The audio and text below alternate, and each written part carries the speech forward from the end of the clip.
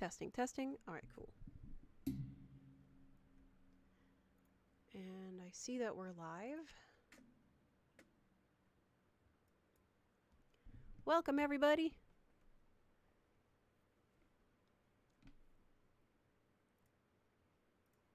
Can you guys hear me okay? Is the volume okay? Hopefully service doesn't drop this time.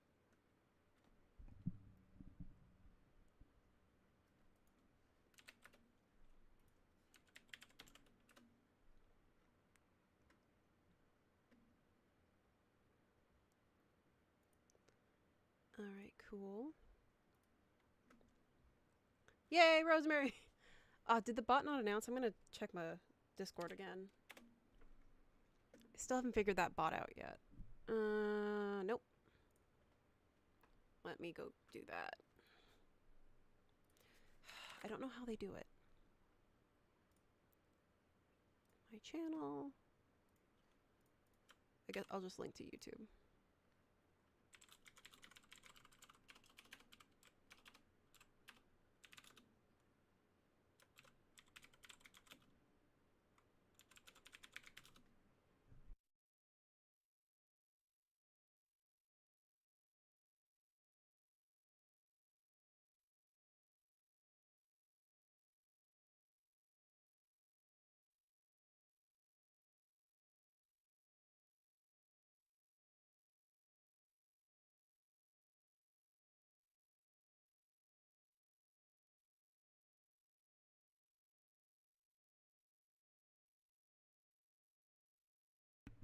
Nice. Add it up.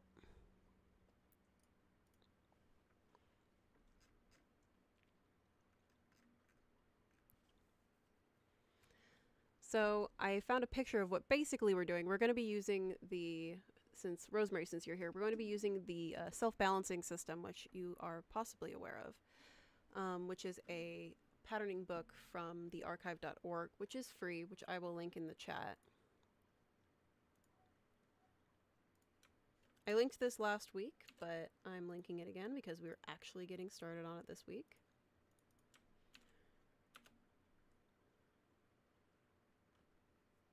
I may not be doing these pants, just a heads up. I will be doing the basic pants that are with this, just so we can actually have something completed.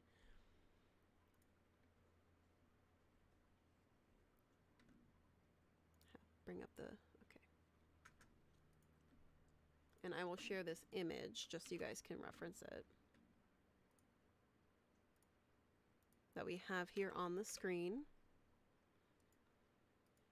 I'll probably be making just the basic trouser,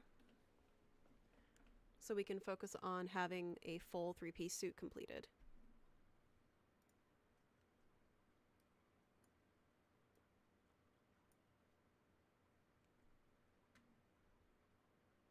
Oh, that's why. Okay. Close that. Move around to all my windows again.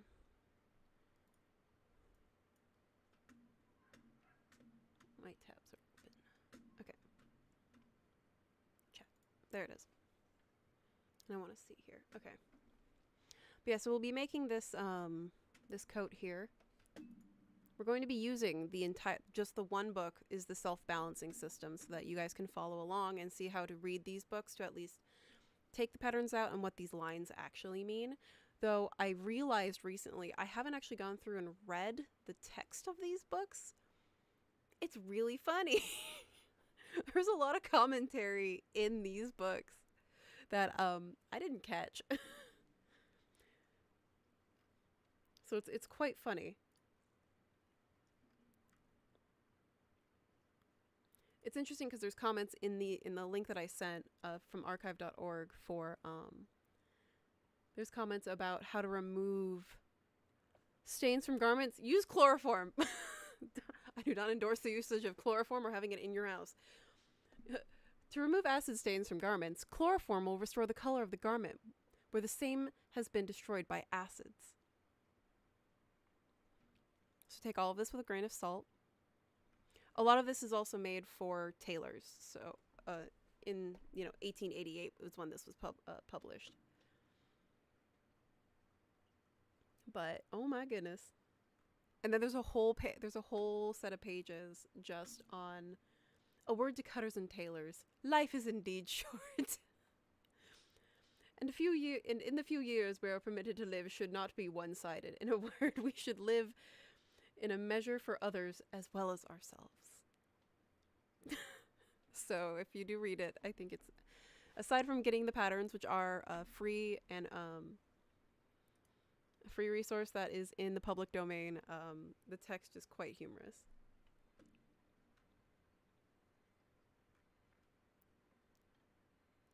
I will be showing you the patterns as well, as so that you can see them as we're going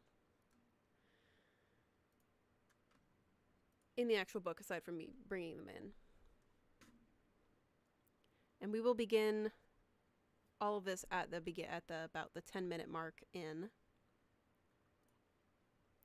Reading my little notes here. The vest is at page 38-ish. I also know it's here. Coat is on page 3.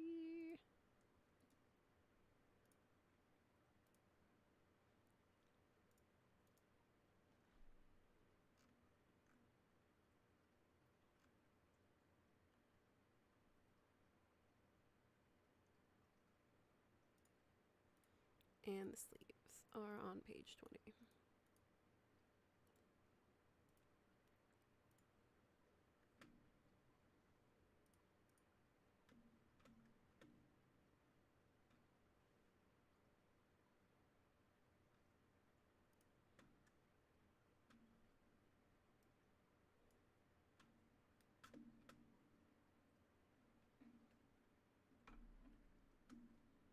Oh.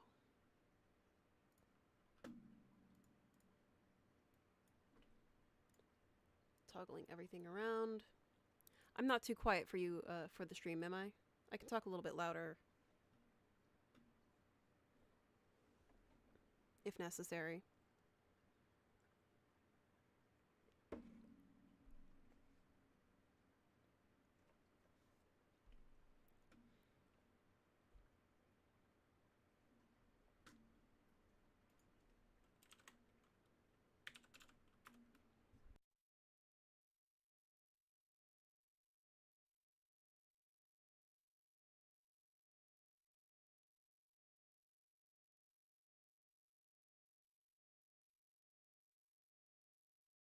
All right, cool. Thank you, Rosemary.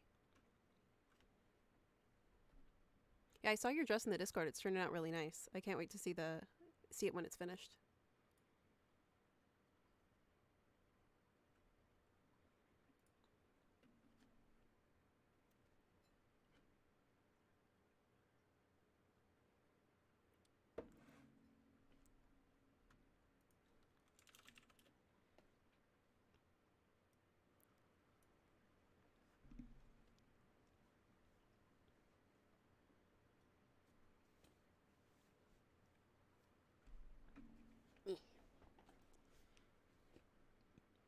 Oh, I believe it.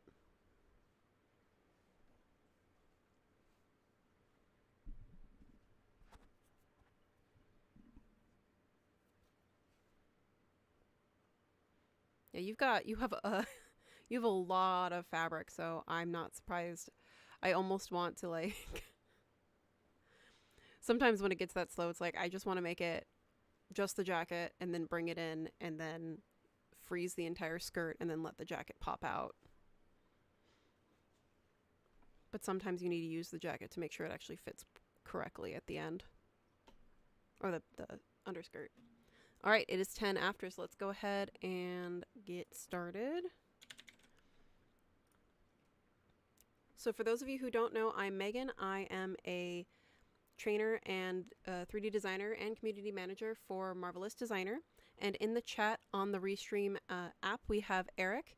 He also works for Marvelous Designer as the U.S. Business Development Manager, and he will be helping answer questions and moderate the chat for me.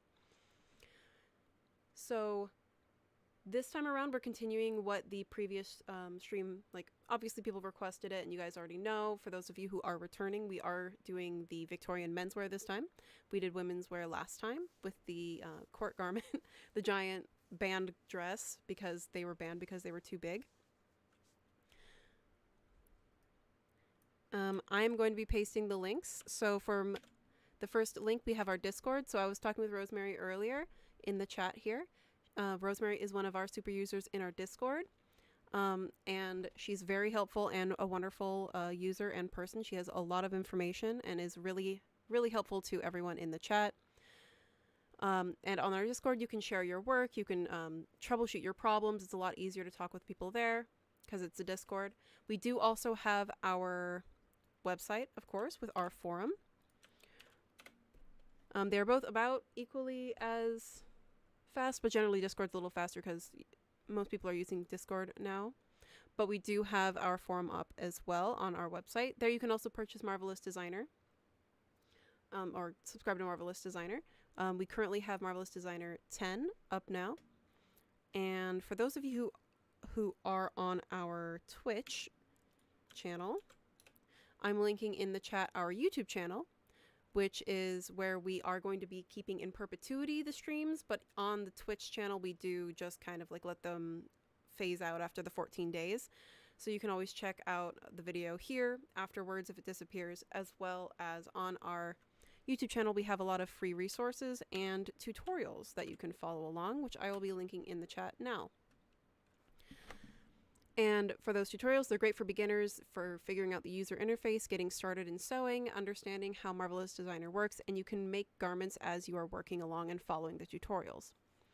So definitely start off with, if you're new to Marvelous Designer and you've never used it before, start off with the Introduction series, then the Beginner series, then the Harder series.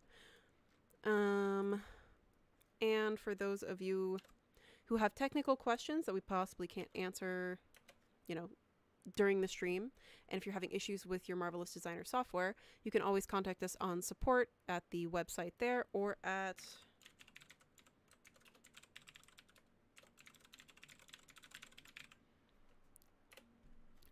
email us directly at support@marvelousdesigner.com. Okay, so now that that spiel is over, today we are doing the Victorian men's garments. This is the sack. Oh, let me make sure I know the word correct. This is the sack coat. I'm gonna actually make this just big now that we're here, just so you guys can see it, because I chose plaid and I don't know why. I'm going to link the image one more time since we've actually started. We're going to be making something like this, utilizing the actual period garment tailoring book that I have, which I will link again now. And I will show it on screen, but I just wanted you to see this. So this is basically what we're going to be making today. We'll probably be making the base pants and not this deep cut pant. We're just going to be making the base tailored pant because it's obviously just going to be going underneath the suit coat and the vest. I will not be making one of the shirts. We're just making the exterior garments here. And I'm like, just do I want? I will show you. So I'm going to delete this asset. Yes. And we'll go ahead and move on to the actual page. Let me hide that. There. So this is the balancing system. This is that first textbook that I linked in there. Again, this is archive.org. This is in the public domain, which you can use and basically utilize and trace these patterns. This was made in 1888, so that's the publication date. And we will be using this as reference. I have the pages marked down. But these are all for, these are, in the very beginning, it's going to be the measurements. Again, the silhouette of wear is very different from current days. So this is the basic drafting of a coat.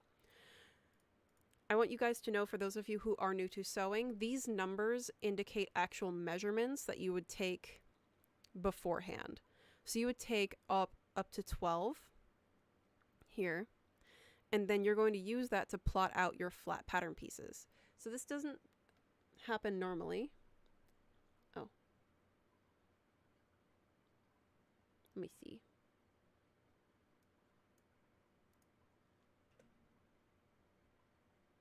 Oh yeah, that would be a good idea. I'm gonna, sorry, Eric had a good idea. For those of you who are later in the stream, who are watching this recorded, it's the historical jacket pattern and pant pattern and vest pattern will all be in this piece, in this link here. So I just want to explain this. We're not going to be actually doing this, but you can do this if you choose to on your avatar or on a real person. These numbers correspond to the flat patterning. Basically, you're doing coordinates and you are girafting this. And then you would use this master pattern, and then you would actually, in real life, you would put more paper down and then pick off each piece to then add seam allowance, but we don't have to do that in Marvelous Designer. So we'll probably be drafting the sleeve first, because this sleeve is going to be the master sleeve that's going to fit in all of these pieces. I've already copied the image from these books, and I'm going to be putting them in my workspace, but I did just want to cover this. I love that it says testimonials. So if you read this book, it has some interesting comments in it, but you kind of don't really need to. For those of you who are new to getting resources online from actual historical pattern books and textbooks, they do overlay their pieces. I'm going to zoom in with this and do the next page. So this is the front pant, and then this is the back of the pant. And so this is the basic block pant that they're going to have us draft here. Again, this is just using measurements, and then you add curve points with specific rulers, but we're just going to be tracing this. So when you see overlays like this, this is showing that this is the back, and this is how it looks when it's overlaid compared to the front. So the back is a little bit wider than the front, and then it's also going to be going in a different angle. So when you see them overlaid, it's just showing you that there are two different pattern pieces. The dashed line is clearly this one, which is nice that we have the two. But then this overlaid piece here is the back piece, and it does have a dart and a little bit of a curve. So it's telling me that it's going over the waist possibly, but we're going to see together. And in this cut, it does have a flare at the bottom, probably for the boot. This was a transitional period as well in fashion. I'm also going to share this, where sportswear became acceptable as daywear. And I will title this because that is a good idea.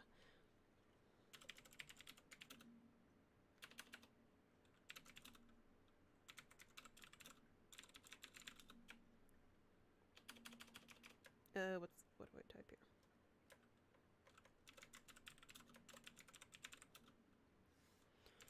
$18.92.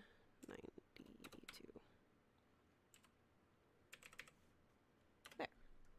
So I'm also sharing this resource here, which also shows these pieces where this picture came from. It kind of gives you the basic summary of the fashion history at that time. This is for menswear. It also has women's wear and children's wear, which is after this, as you can see.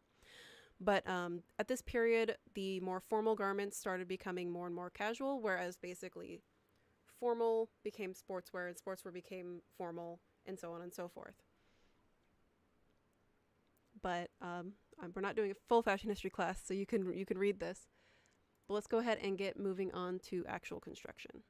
So I'm going to move that, toggle that back on. And I'm going to actually just bring in my sleeve first. So I'm just going to trace my sleeve. I should bring my avatar. We'll bring in my avatar. I'm just going to choose one of the male avatars from version 2.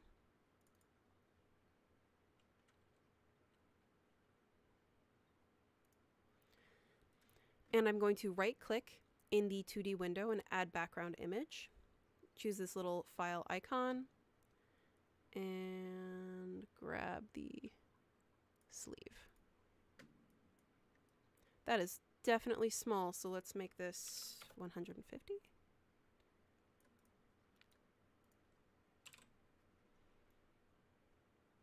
That is very small sleeve. 200. Too big. We'll do 175. I'm comparing the sleeve cap, where it's going to be at the highest point on him, to the length. I think we'll do 180. And I'm just resizing it now. Also, I'm going to check that fit in that history piece.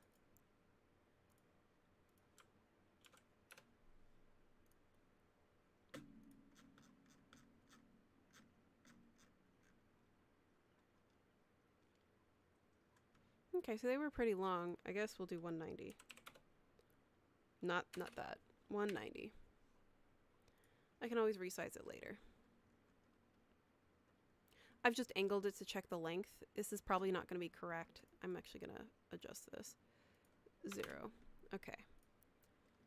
So here, now that I have this imported, I'm just going to trace this sleeve. Again, this is superimposed over. So, to the sleeve, just so I make sure I have it correct.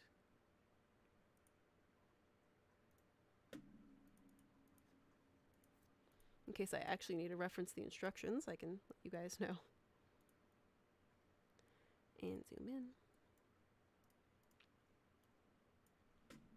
But at this point, we're going to go ahead and just trace this sleeve. This is a two-piece sleeve, and they're going to be two different shapes. So using the polygon tool, I'm just going to trace the undersleeve first. I'm going to check what this is really fast. Using H, place on the front line. Okay, yeah. So they are just the full pattern and they match each other. Okay. So I'm tracing the undersleeve, holding control to make curve points and letting go of control to make segment points.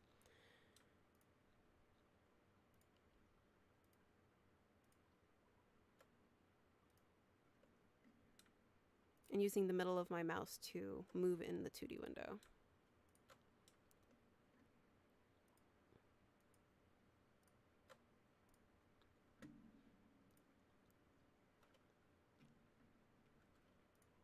Oh yes, thank you. For the viewers, this will be a coat sleeve, so it will be looser fitting because it would have a shirt underneath it. And I'm just going to move that out of my way.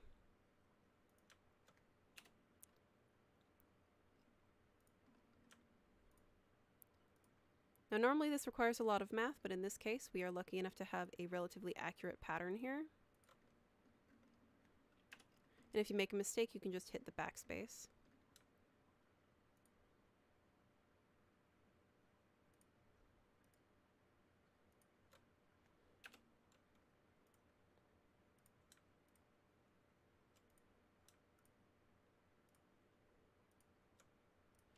And I am going to double check H. What is J?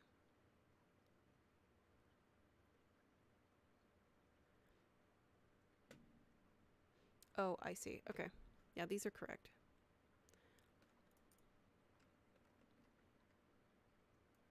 I do want to make a little bit of a change here. I want this to be a bit more curved to match.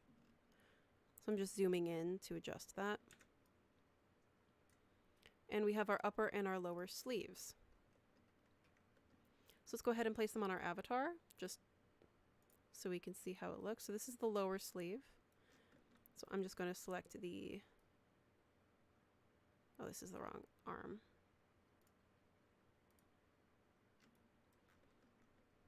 And the upper sleeve.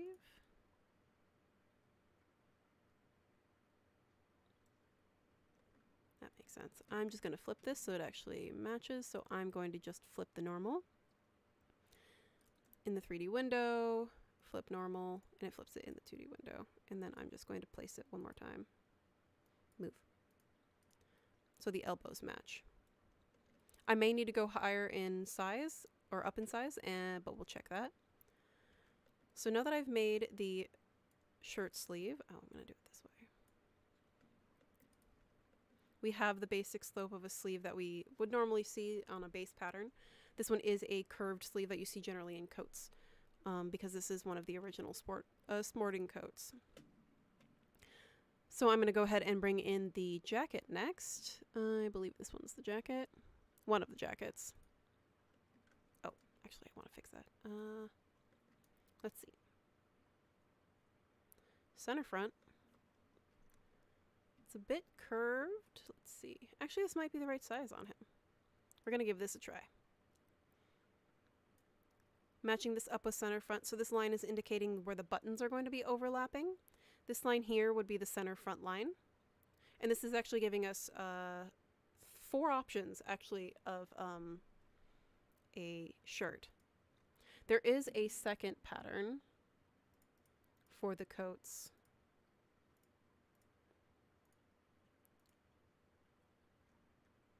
I'm going to stick with this one.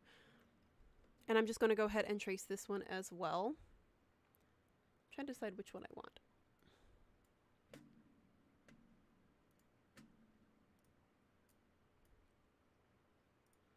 So we have 3 options here. I have the double-breasted option, which is the biggest one. The single-breasted, which is the long one. Oops, go back. We're going to do this one because it's closest to that piece, to that image that we were referencing earlier. So let's go ahead and put it back. And I'm just going to go right ahead and trace this as well. Do this and move my chats. So I can finally see you all. All right, there we go. I'm going to toggle off the arrangement points, and then I'm going to go ahead and trace this again. This is going to be in 3 pieces because the collar is going to be a separate pattern piece. Yes, it is a nice old school style here. For those of you who might be new, let me just grab the image. We're basically doing something like this, at least for the sport coat. I'm sorry, for the suit coat. It's not sportswear anymore. And we'll be making it the base pant. But I'm just, I guess, doing the jacket first because that is the most difficult. So again, I'm just going to be using the polygon tool. And you can unnest these if you want in the settings. And holding control again to make my curve points. We're going to see how fast I can go.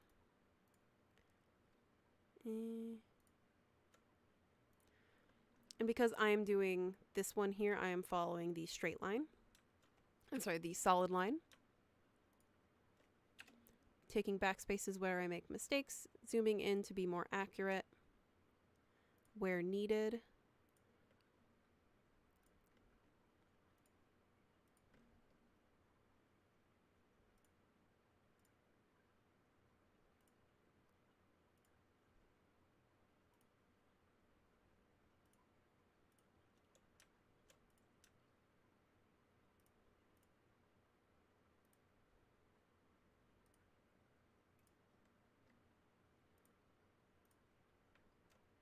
Letting go. Yeah, except for if you scroll up in the chat, I don't know if you can. This is from the archive.org, which you can actually access for free, and it is in public domain, which you can use.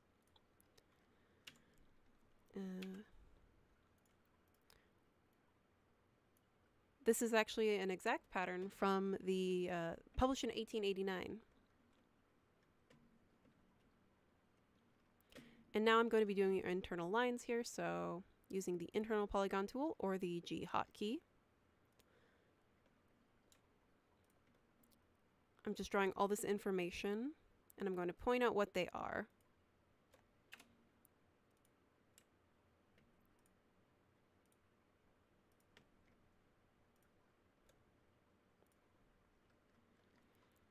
So these lines I don't need to trace, because these are pointing out where just the apex on the menswear chest is, and then the waist is here. So it's just letting you know, because you normally would have drafted this on like a piece of paper on a flat grid like it shows here.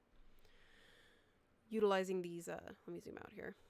There's this light little square here. You would have actually drafted this yourself, especially using these reference points. But this is like the overlay one that you would then utilize the textbook that we shared above. Here I am just going to fake it for now and just put where the buttonholes are going to be going. I'm probably going to put another buttonhole in here. There should be a third, but I'll put it in between.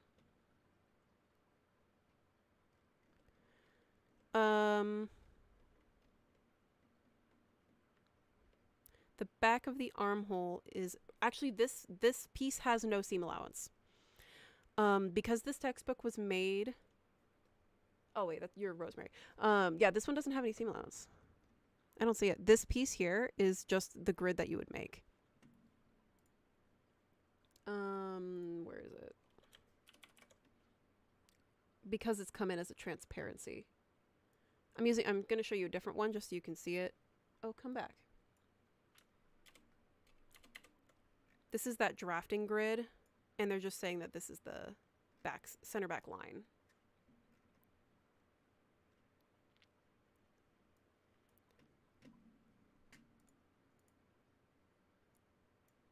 If I'm looking at the armhole,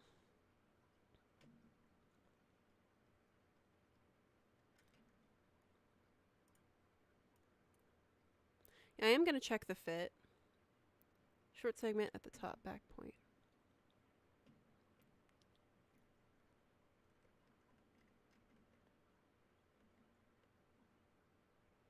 Oh, you're right. I don't know. We're going to find out. It could be. They normally don't account for seam allowance in this. So I wouldn't expect it. But it could be. I might have to cut it out. Good catch. Yeah, right where the B is. We're going to take a look. Because normally, why would they do that? Normally, they don't put seam allowance in these. Especially when they're the drafts. I might have to give that a little chop.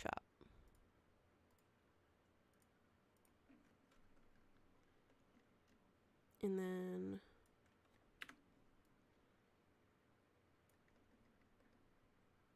I like how there's two different pocket options here.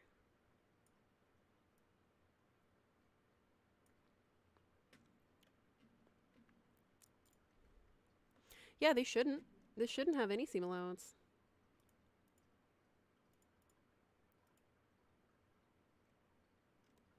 Oh, you know what? Most of these coats don't have seam allowance at all. All the other pieces have. I think that's just a pattern error. All the other pieces have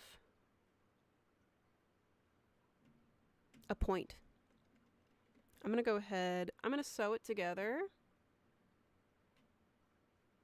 and see what happens, but I have a feeling that this might be an error on their publishing part, whereas this should have been a point. I'm going to check what B says. It says draw a straight line. It literally says 1 inch from 13 to 14, 13 to B, draw a straight line from point A to the bottom.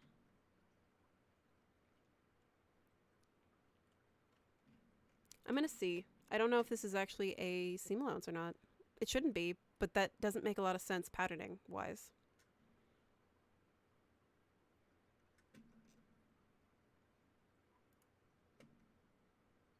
It also has it for this coat as well, for the coat after that. But it doesn't have it for the full dress coat.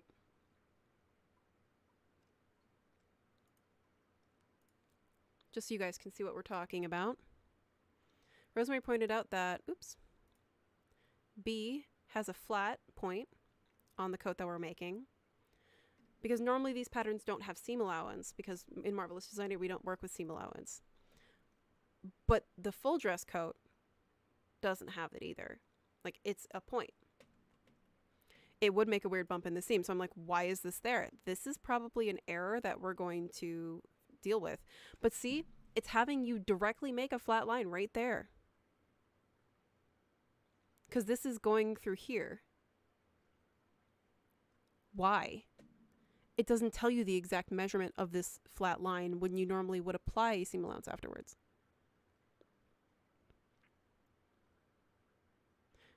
Dark grays and browns and blues. No, this has no seam allowance. I don't know what this is. We're going to find out. We're going to find out. And then I'm probably just going to cut it off. Because it's great to do that in Marvelous Designer. Because it's easy. Yeah. God. Oh, figured.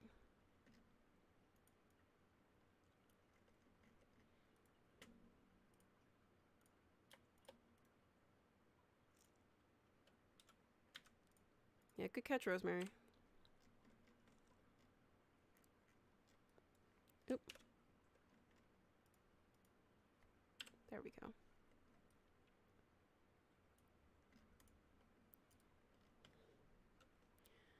So I'm removing this dart here, and I'm going to just connect it using the polygon tool to the edge here.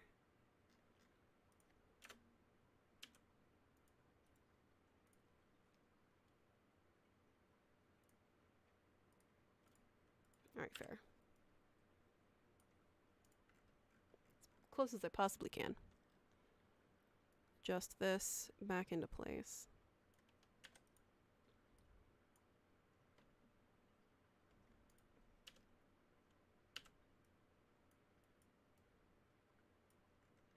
Because that's weird. I don't know why this is like this.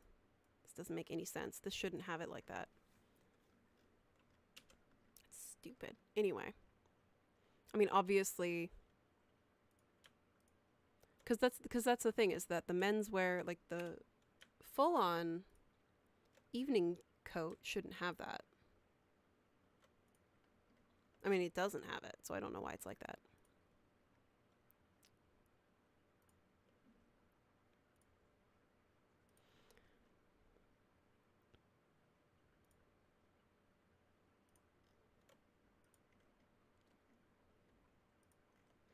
I mean, this is an imperfect pattern, but I don't know why they would do that. Okay. But I have most of the information I need here for this piece, and then we're going to go ahead and do the color. I want to just move that for a second.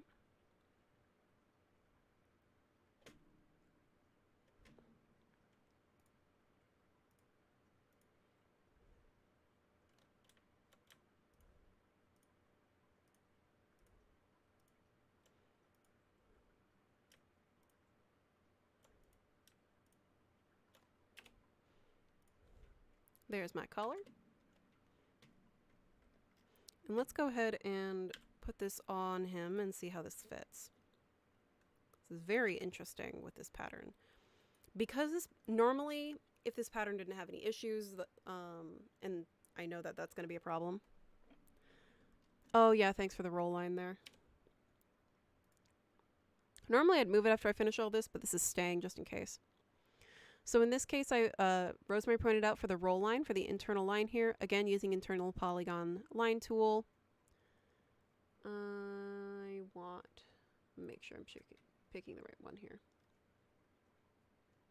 It is higher, so I'm going to choose the higher roll line. So there are two roll lines here. This lower roll line is in the textbook here for the longer coats, but the upper roll line here is for the is for this shorter coat. So I'm making the shorter coat, so I'm going to do this. Luckily, I haven't moved my pattern pieces from where I made them, so I can transfer the roll line on both.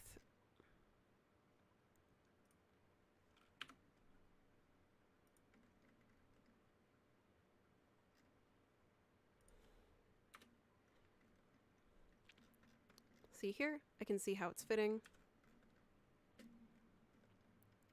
And then double checking, I have my roll line for my lapel. And my collar, I have my buttonholes. This second one here would be for if you were making the double-breasted coat, but we haven't patterned for the double-breasted coat.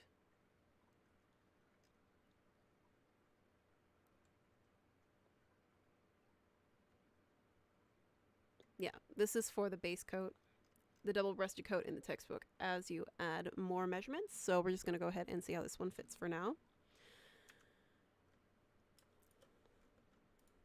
So first things first, I'm going to select all of these and use clone pattern with link to editing or Control D and make a mirror of this. Normally I would move this from my grid, but right now I want to keep it just so I can see it because of that pattern piece that has the issue. And then I'm going to place this using the arrangement points again, using the center backs, and then the fronts. You can see they're overlapping with each other. And then for the collar, I want to rotate this up. Okay.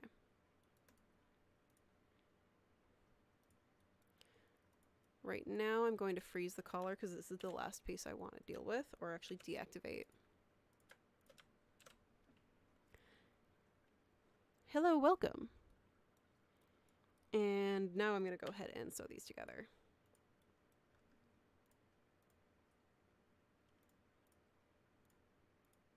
Sewing backs to each other and sides together, and then shoulders. You can do this in the 2D or the 3D window. And then the really fun part is I didn't put any information for my sleeves on this, so I'm gonna have to deal with that now. Okay, this is the front. Okay.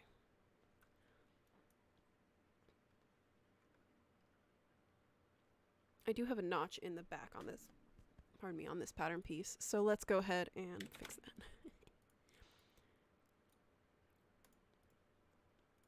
Make this a little bit.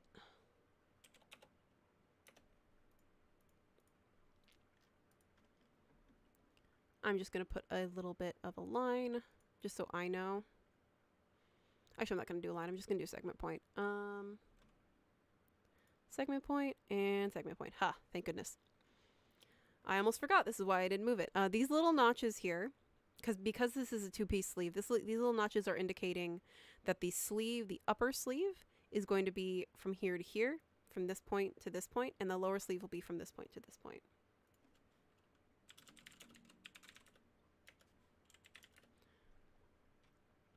Though this extra point here doesn't make any sense because we're going to take a look at it. But I am going to, at the very least, try to sew it in place so we can see, and then deactivate the sewing. Just to make life a little easier here. So for sewing, I am going to be using the free sewing tool. Clicking it in again. The free sewing tool, or the M hotkey. So when I'm sewing in the 2D window, you can see in the 3D window that there is a little blue dot that's passing on the segment line here, indicating where I am working in the 2D window on the 3D garment on the 3D pattern piece. So I'm just sewing a line across that segment line, and then because I know that the start of the center front here is going to be on this segment point that I made as a reference, I can just start that, hold shift, and then I can continue it towards the back. And when I let go, I can check my work and make sure my seams aren't crossed, and then do the same with the underarm. Now for the underarm, it is mirrored, so just remember you're working from front to back. So going from front to back. Ah! That's gonna look weird. Okay. The same exact way, so you're going back up.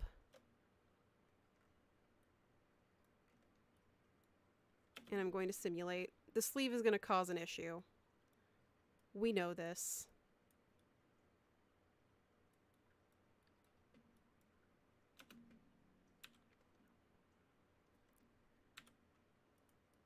Because of that little point, but I want to show you where it's going to cause that issue.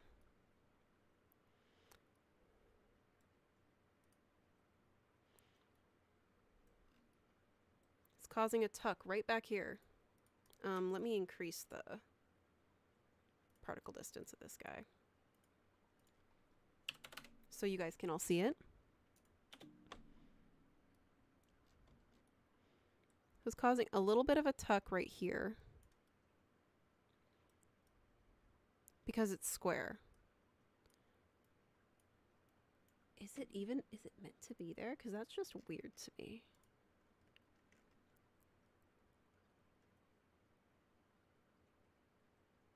No, it's not. This should be a point. I'm going to fix this.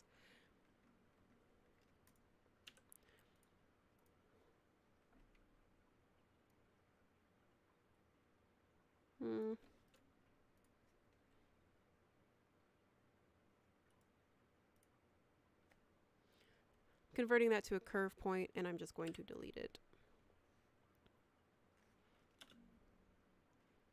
And this is a much smoother fit. Moving it to check, and I'm just going to rotate this a little bit.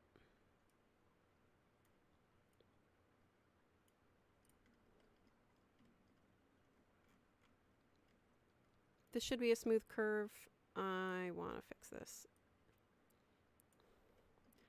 Most of the time you're not going to catch it, but I'm just adjusting this here. There we go.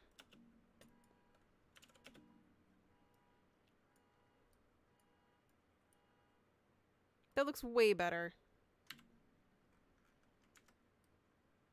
Put this back. Why? Why do they do that? This pattern has a flaw.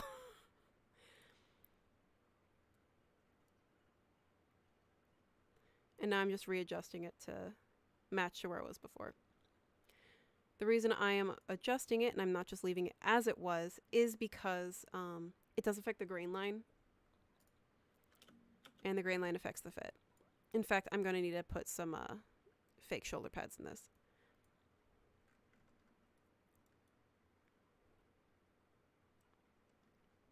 I do want to check one more thing in the underarm here. Actually, I'm just going to go ahead and delete it and then do it one more time. From the front to the back. Again, working from the front to the back, holding shift.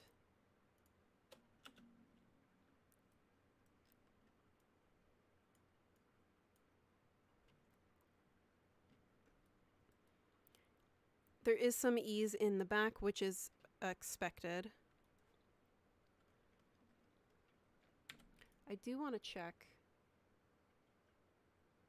That's pretty much accurate. Yeah. I want to check those, make sure those are correct. I need to add some shoulder pads in this. So I'll do that after I've made this. And then we'll see if this needs to be a little bigger or not. I think the jacket might need to be bigger, especially because it's sewing in a little bit tight on him. But we're going to see by adding the next sleeve. So I'm selecting those sleeves in my 3D window. I could do this in the 2D window and then go to the 3D window. But it is faster. Select your sleeves. I'm sorry. Hold on. Select them in the 2D window, like reverse that. Select them in the 2D window, right click, and I'm going to clone them. Symmetrically clone them. Doing so, I have the simulated version already, which is great. Because then I can just pull it in.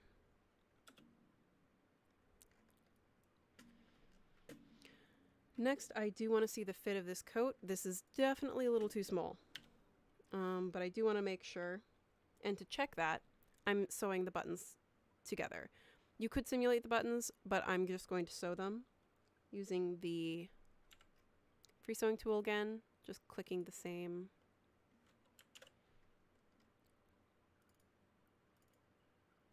line, but I don't want them to mirror.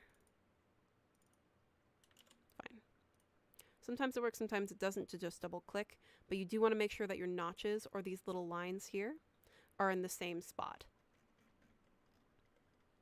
This one actually would not be closed, so we're not going to close it.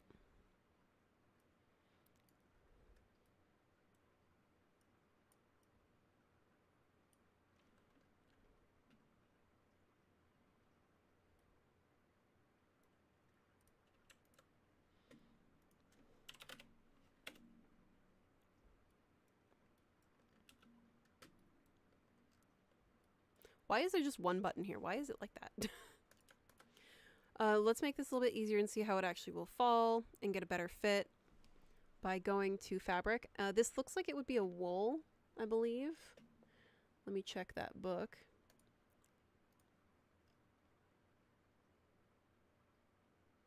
Early fall. This is really funny. These sack coats are extremely short, which is the most noticeable feature. The average length is about 28 to 29 inches for an ordinary sized man. The double-breasted sack is represented is mostly intended to be worn during early fall when an overcoat is not needed. This is much worn by gentlemen who are fond of pedestrian exercise. Those who are fond of long walks and to and from their offices, but as a rule it is considered fashionable. Most likely this is going to be wool. So that's really funny. So I'm just going to go ahead and look at our fabrics. I'm going to type in wool. And cashmere. We don't need cashmere. Try the base wool, because it'll be a little bit stiffer. Yeah, this definitely needs to be bigger. Just a little bit.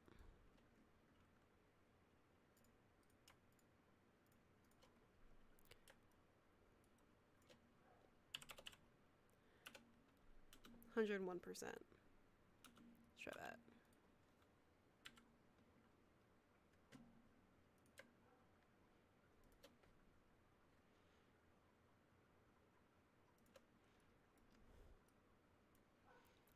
I will put his arms down to his sides just to see the fit, because he's not meant to have his arms all the way out, so let's try that. At least a little lower.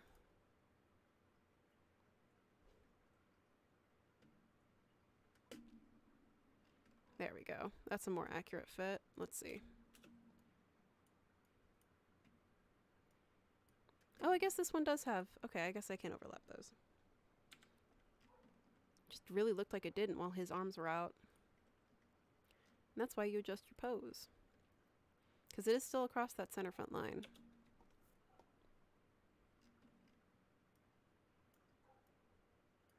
It is still pretty tight. I do want to check the fit.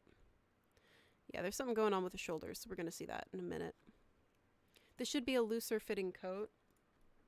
This may be a sports coat, but it still should fit him.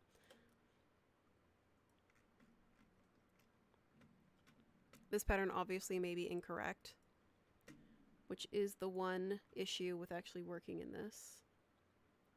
This needs to be bigger.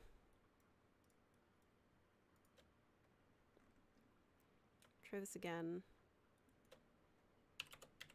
We're going to do 102%, the size what we had before. Oh, that's way better. Let me check the fit on that. Still tight on the shoulders. Let's see if it's just because of the sewing.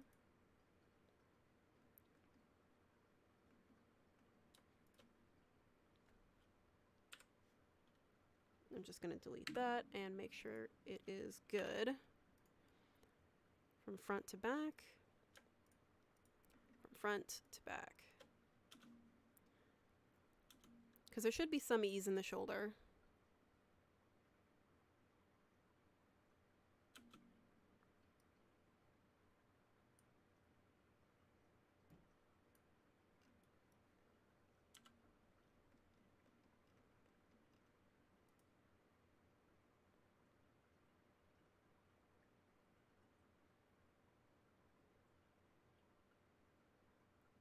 $262 to $226. Yeah, this jacket might need to be bigger.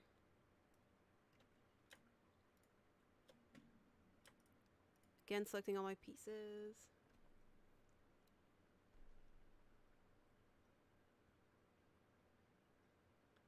Yeah, that's what I've actually been doing.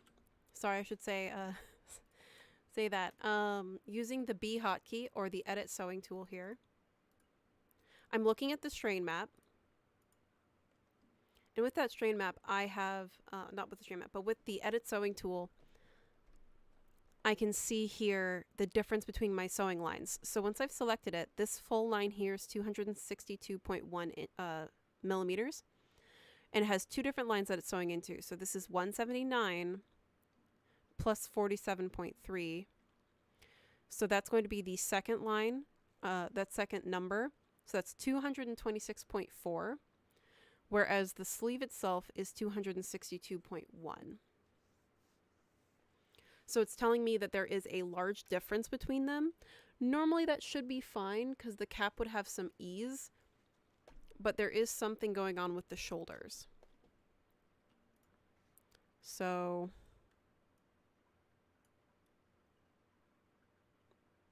because all of these men have curved elbows. So I do want to make this just slightly larger. I don't want this to be too big on him, but we are having a little bit of a fit issue with tugging.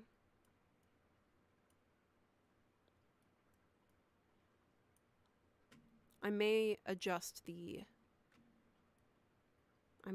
cheat, actually.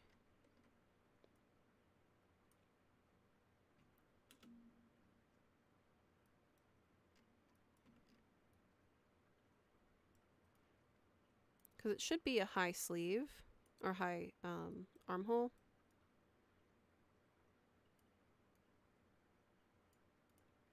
Let me make this 10 just so we can see it.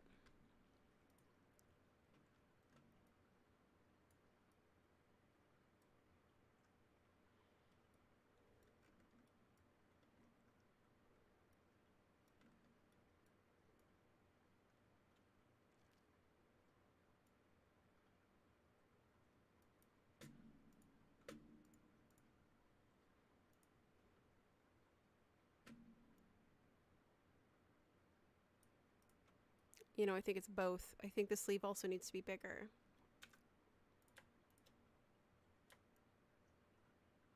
So what I'm doing here is I'm sizing it by percent. So I'm using the transform pattern tool. I've selected those two pattern pieces and I'm right clicking.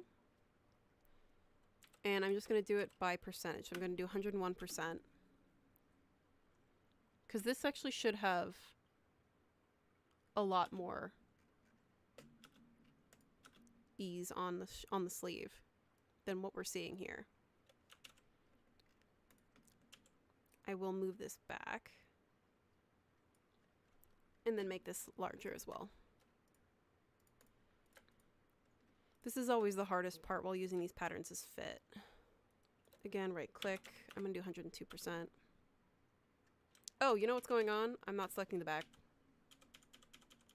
That's why we're having a problem. It's like I'm missing something. The back's not moving.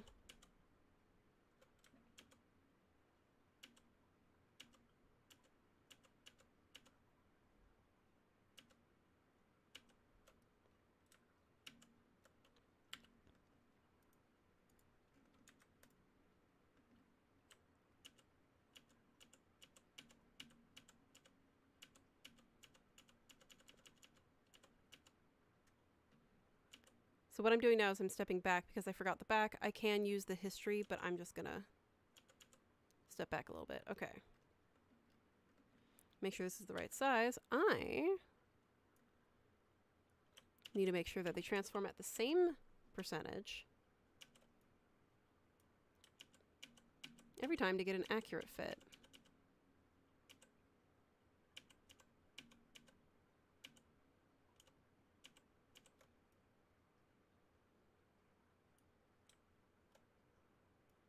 Still needs to be smaller. There it is. All right, let's try that again. And the back pieces. That's important. Right click, I'm gonna do 103%.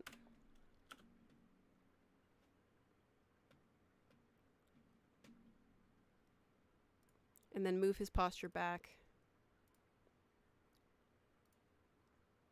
Yeah, especially for the posture with his arms being bent. 100%. Yeah, that fits way better. It's really funny. All right, let's check the sewing. Using the B hotkey and using / the edit sewing tool, I can check those sewing relationship. It is in the blue. The only difference is 7.2 millimeters, so it's probably fitting pretty well. We still have an issue with the center front being quite strained. But I will say they did have more forward shoulders back then, especially how he is sitting or standing.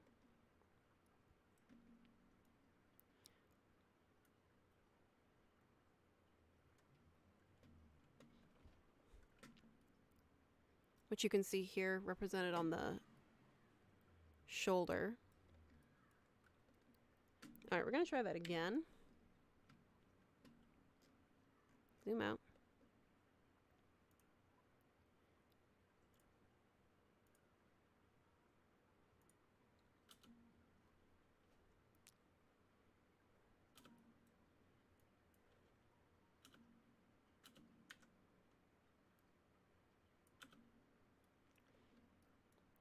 Adjust the fit.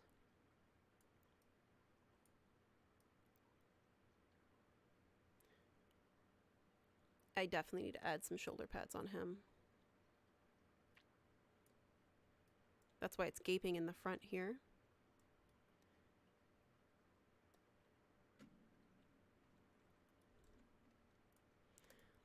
But before we do that, let's just go ahead and keep moving forward to at least make the collars here. Activate.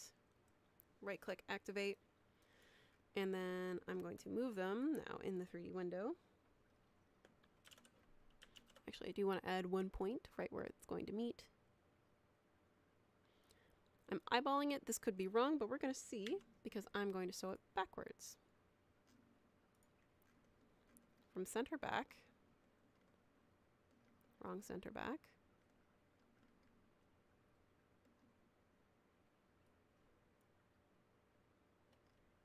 Holding shift again, just like I did with the sleeve. And then going to the front. Ah, I was slightly off.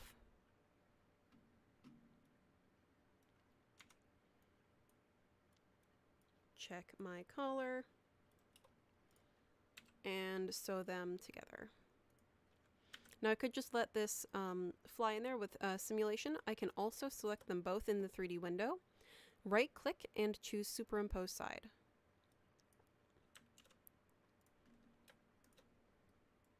Let's try superimpose over.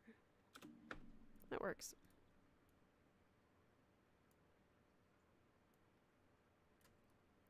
The roll line's already trying to go into place. So let's go ahead and do that. I want this wool to not be this color. Desaturate, thank you. So I'm going to take this roll line and I'm going to actually roll it first. I know the shoulders have an issue. We are going to fix them. Using the fold arrangement tool, I'm going to do this manually.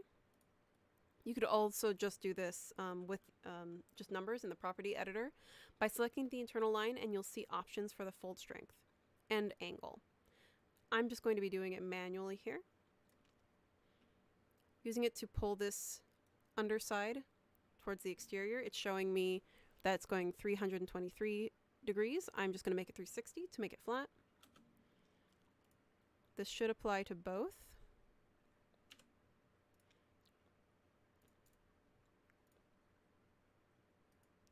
I can check my lines and check my work.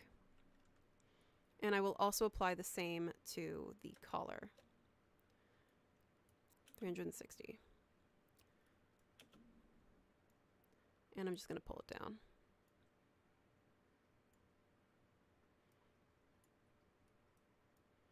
To have that roll line rest. So because I did not measure it and we're doing this by eye, I can see that my roll line isn't perfect. So I'm going to stick with, oh come on. I'm gonna stiffen this first. Control H or to strengthen. Please and thank you.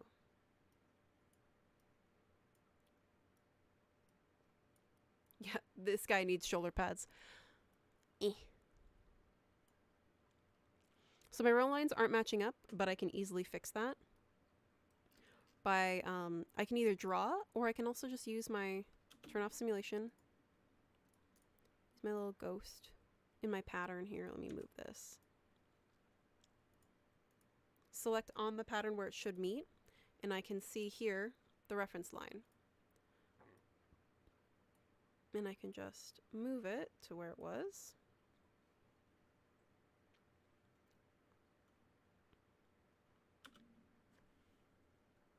And this should, flying out.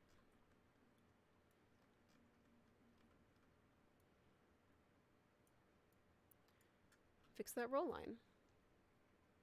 Yeah, this guy needs 2 buttons. I don't know why they don't have one, but I'm going to add one in the pattern. Again, just using the internal ellipse.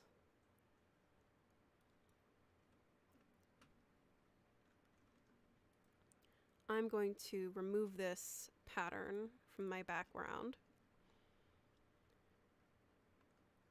and place an ellipse where they should be meeting.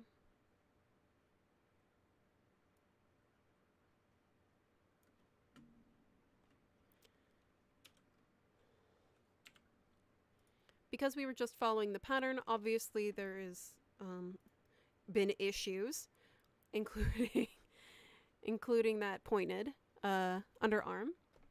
So when you're copying these patterns, be aware that sometimes they're not going to be perfect.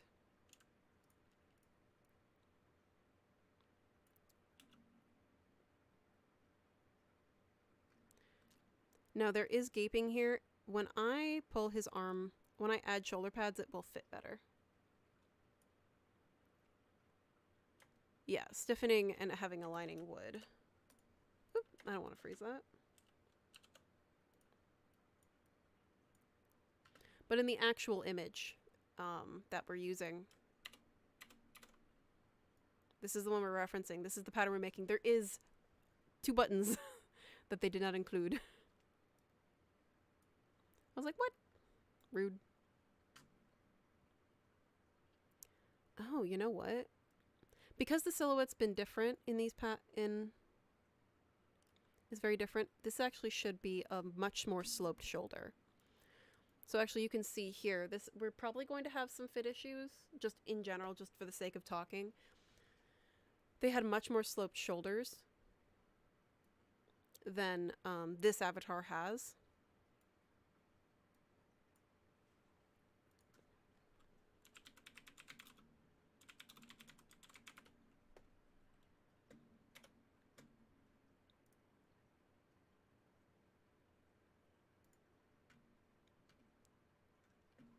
So we're going to see. I'm just going to stiffen all of this just for now.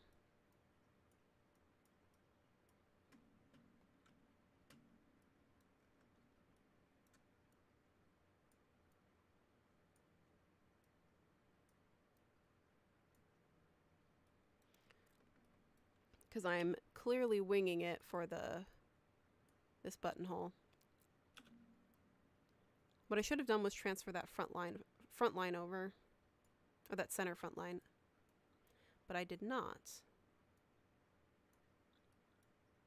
before I resized it.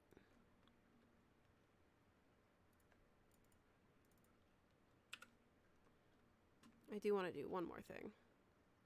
This is the center button.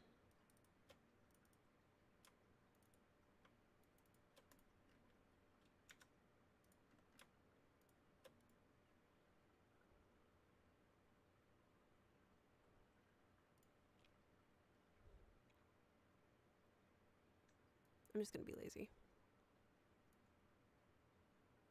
205. Okay.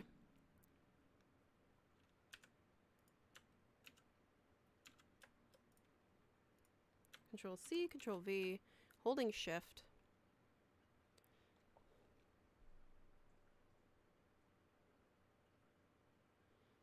It should be about 102. And then the same with above. Should be about there.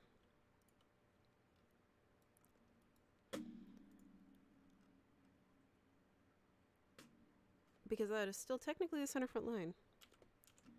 And it is a curved front, which is very interesting. So we're going to see this fit. because I'm currently referencing that fashion plate, M, not the actual pattern.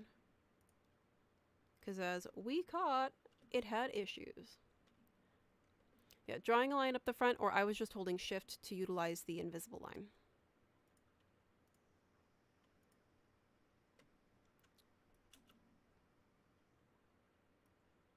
There we go. This is stiffer than it was.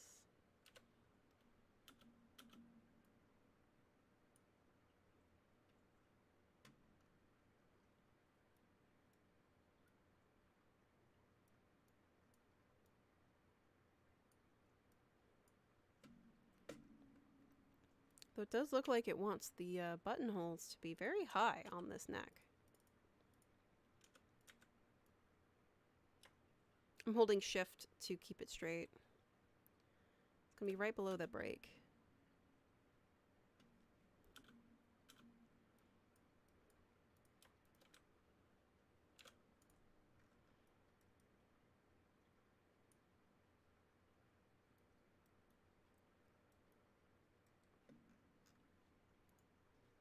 Do you want to check the other garment we were referencing?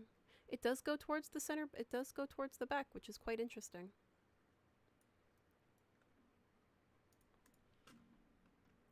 And I'm just doing this for the sake of fitting, just so we can see, because this is a very basic coat. This doesn't have any buttons. This doesn't even have a kick pleat.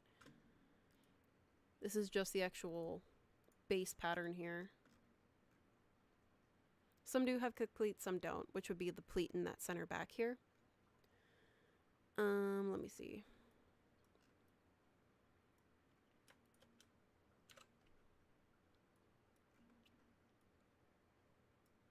The amount that I don't like this color. Also, I'm sewing them backwards. This should be the upper layer.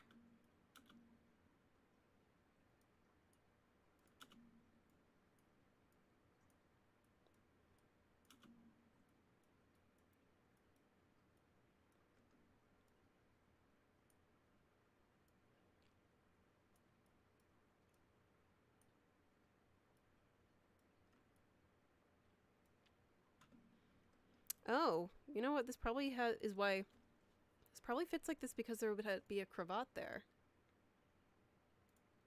Now that I think about it. So there would be more space on the chest. I can probably throw a cravat on for a second. That just looks weird right now. Shoulders probably keep the grain stronger. Yeah, the slope of the shoulder is probably for that, as well as, yeah, it's as well as style. I mean, we can see this. We see this sometimes in menswear as well. I just didn't realize how ugly these shirts are. Because when I'm looking at it, it's definitely not the same, obviously. This is a different coat and different break point as well. It's a much lower break point. I mean, we could lower this break point just for the sake of design.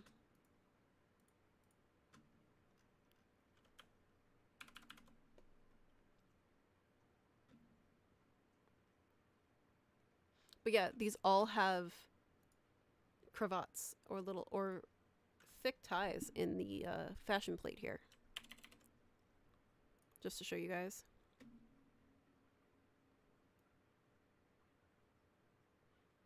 And this one's much higher than the rest.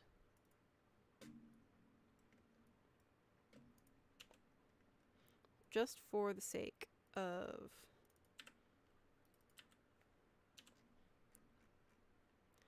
Of course I picked the most difficult piece to do first, because this is what takes the longest.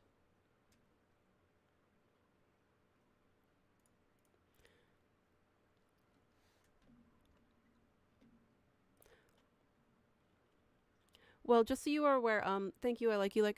Thank you for liking my hair. This is for Marvelous Designers, so this software is not Clo, which is meant for fashion designers.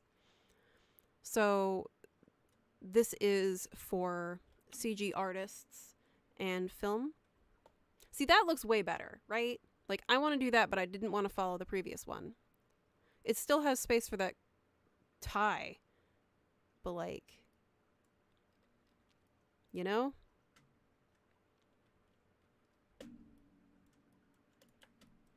Obviously, we can line this. In fact, let's go ahead and do that. I'm gonna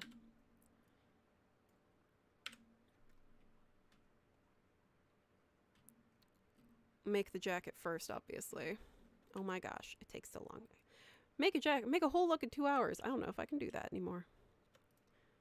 Make Victorian look in 2 hours. I had grand dreams, now didn't I? So I am going to make a lining for these. So I'm actually going to cheat. I'm right clicking and selecting the,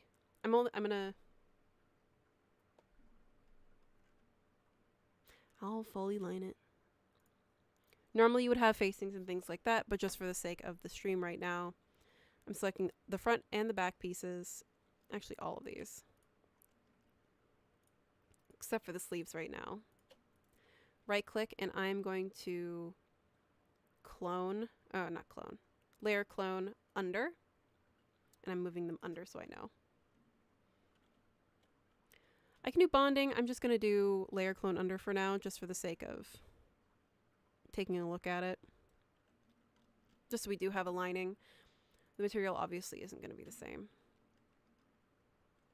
I guess for the back it won't. But for the front it will be. Because I'm not about. Come on, figure it out.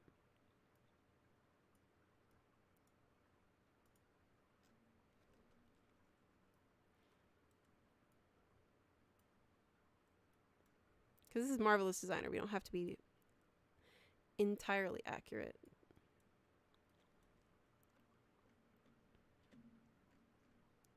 This way we do have a bonding there.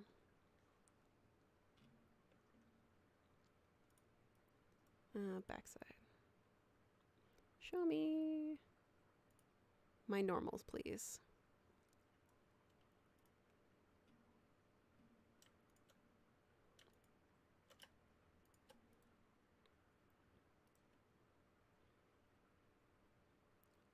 Flip my normals.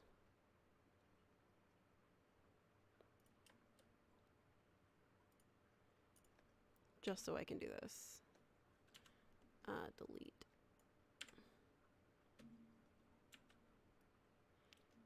And I flip my normals just so I can make sure that I am sewing these correctly. This is how you would do it if you did want to line this. I am just going to... I'm just going to be using the tack feature here. Tack. Just choosing the center of this and then choosing the inner lining piece. And doing the same to those. I could do full buttons, but those are going to be last. So for the sake of working most efficiently, we're going to do it this way.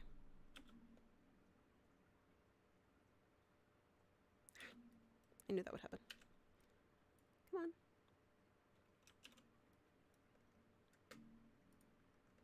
on. Oh, select mesh box. Push back.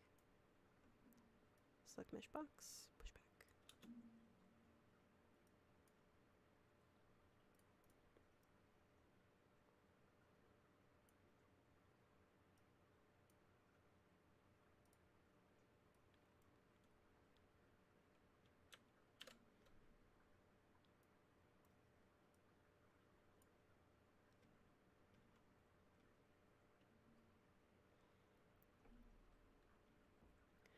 Technically you could, but Marvelous Designer does not have the same tools as well. We do not have seam allowance. We do not have tech packs because Marvelous Designer artists don't need those. So you would definitely need to do some cleanup, but you could do that if you wanted, yes.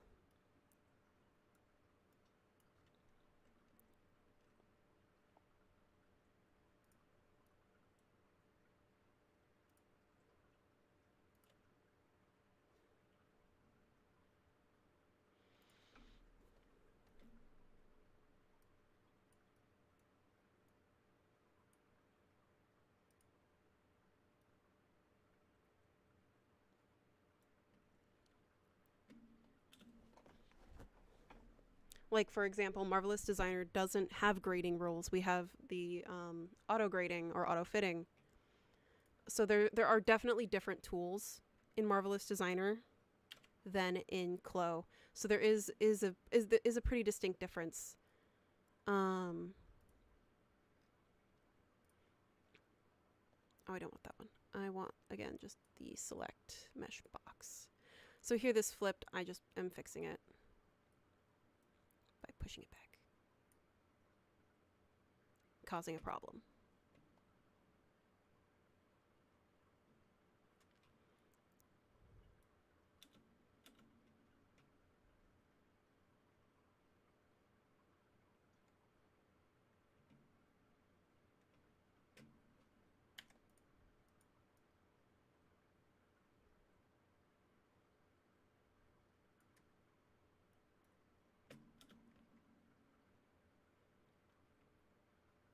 So I can't see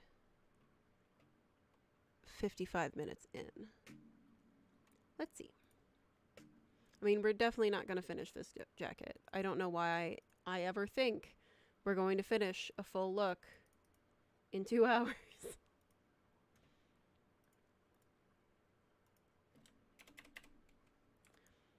I do wonder that.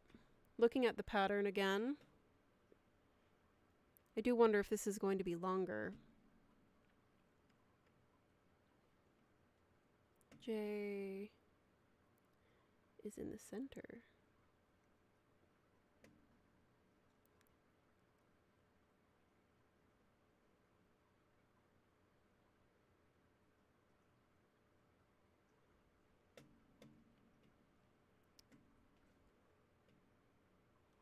Potentially. It still is fitting relatively well underneath.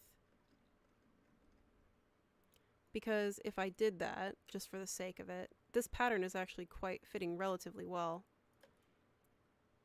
Offset as pattern outline. If you say 3 centimeters larger, we'll do 30 millimeters, which is that, just for the sake of conversation here.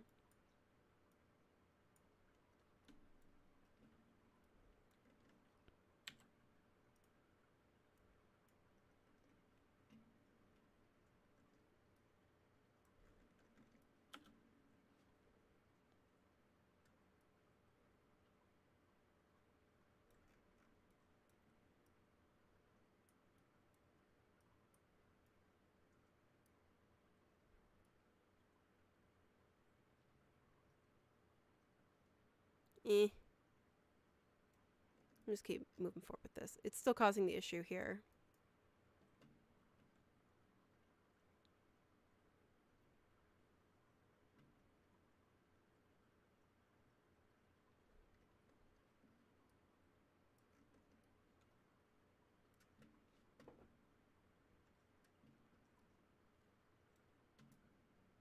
Unless I bend his arms, it's causing a lot more fit issues than the previous sleeve was.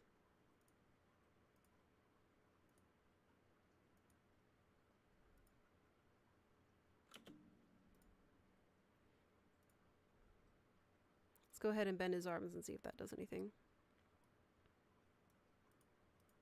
for us here.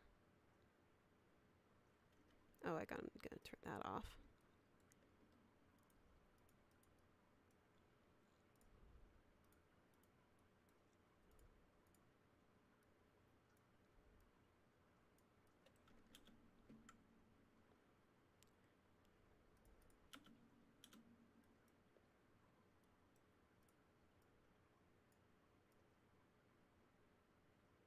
Oh, I moved it while it wasn't simulating. Oops. Let's pull that right through.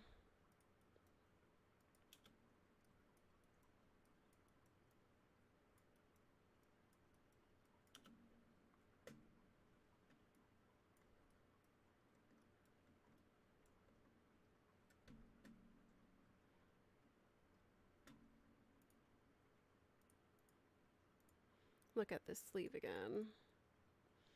Yeah, I figured that we were missing something, but it could potentially be this. It's still giving a very odd fit on him, but it's not fixing the armhole problem.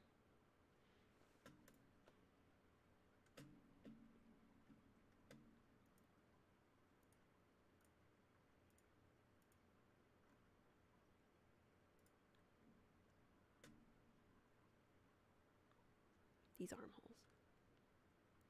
Oh, I see. All right, where's this one?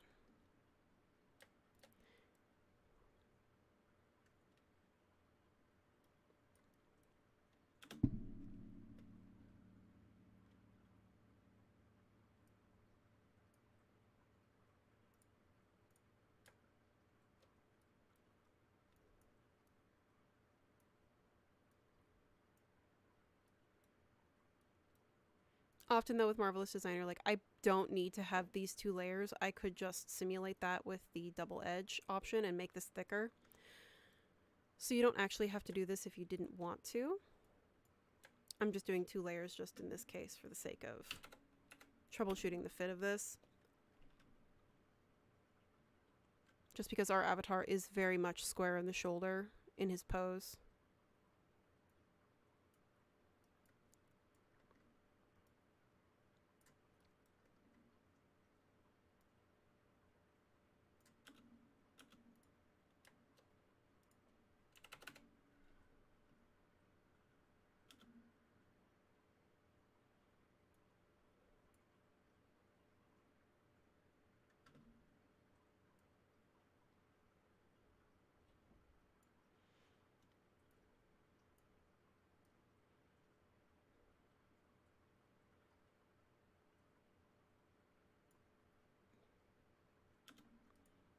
That's it.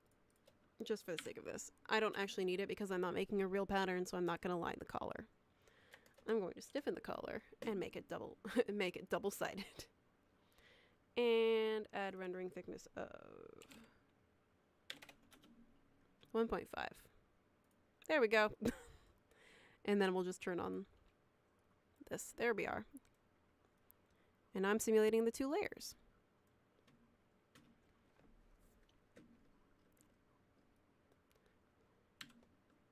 But I do want to check. So we're still having issues with the sleeves, especially on the shoulder here. I'm going to strengthen this piece. I still think this might need to be a little bit larger just because it's really tight on the shoulder.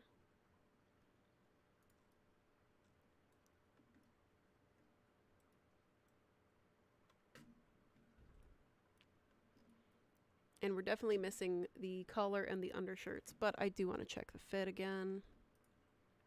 This is still too tight. I couldn't fit a shirt underneath this.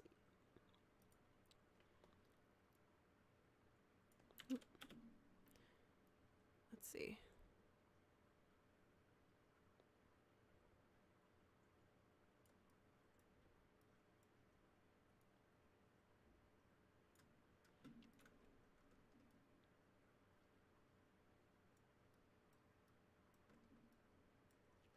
This is the basic block again, so obviously I'm probably going to need to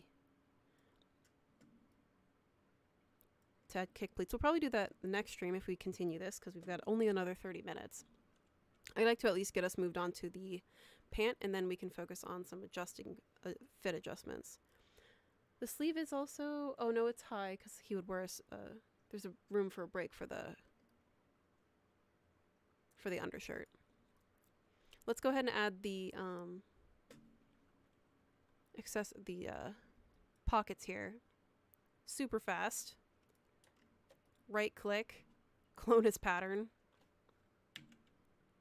Because this is Marvelous Designer. Again, I know we have some Clo people in here.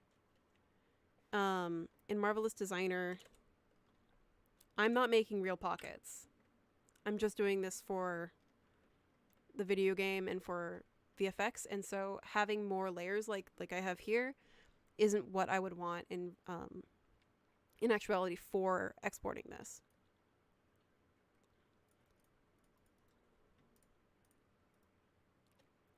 Clone as pattern. I actually want to pick the correct one, and then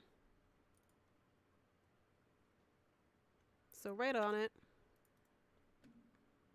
And superimpose over. Make sure this is the wool.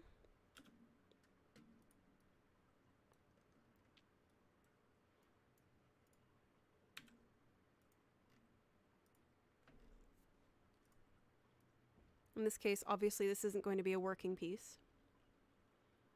Because Marvelous Designer and Clo have different needs, they're the target market, obviously, our users all have different needs.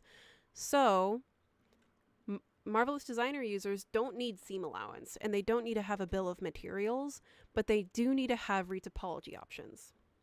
So the reason that they're different is because they have different features and different requirements.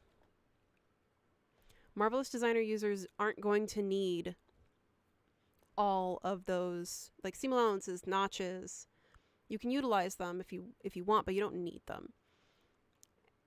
And so that is also why they are different prices by the month as well. Marvelous Designer is cheaper than Clo because Clo has different features meant for the fashion industry, whereas Marvelous Designer has features meant for the film and VFX industries. So users for Marvelous Designer don't need a lot of the features that are in Clo, because they're not making real patterns most of the time. And then I'm just going to make a welt pocket here. So, I just traced this, so I'm just going to delete that.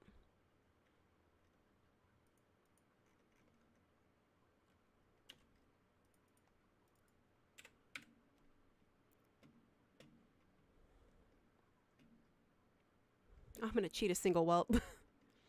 Cheat the little pocket flap. Again, same exact thing. Clone this pattern. Putting it up here. Using the free sewing tool, double clicking, making sure that I'm looking where my notch is. And then right click, doing the same thing that I did with my pattern, symmetric pattern with sewing, because it's going to be on both sides. And sewing is correct.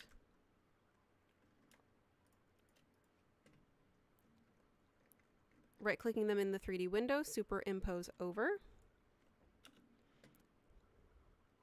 I'm just being a cheater and pretending that the pocket flaps are actually inside the pocket right now. Yes, thank you, Rosemary. They are based on the same program. We have the same bones, but we have very different. We have a lot of different features.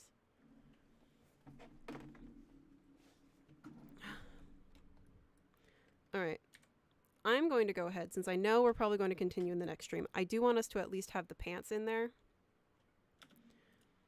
And I'll probably find a shirt, and we'll actually do a full look, since this is going to end up being a 2-stream garment. I'm saving this jacket for now as it is, as a... Actually, I'm just going to save this as a project. Save as... Desktop. Stream files. Victorian... What is this one? Sack coat.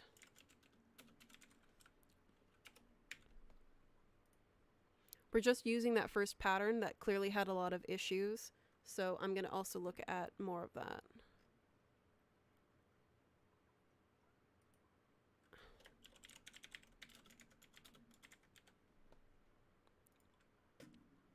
Victorian sack coat, okay.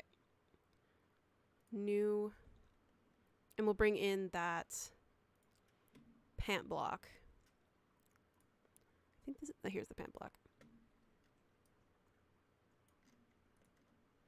And make this 30%.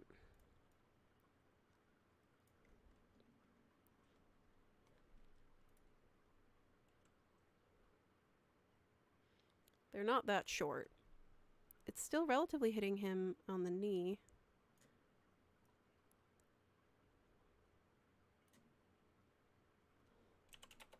Oop.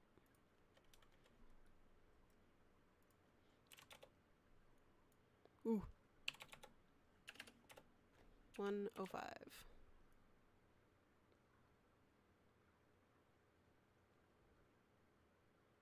I'll try that. Again, I'm tracing the front first.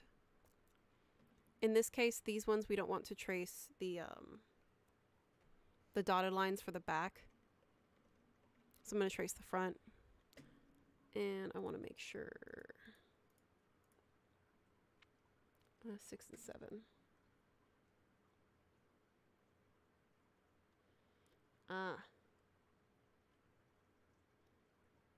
So this is for where you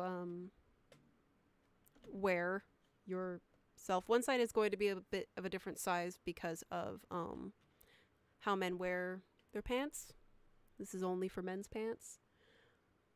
I'm probably just going to, since there's not anything here, I'm probably just going to do the smaller size, and then we'll see how that looks.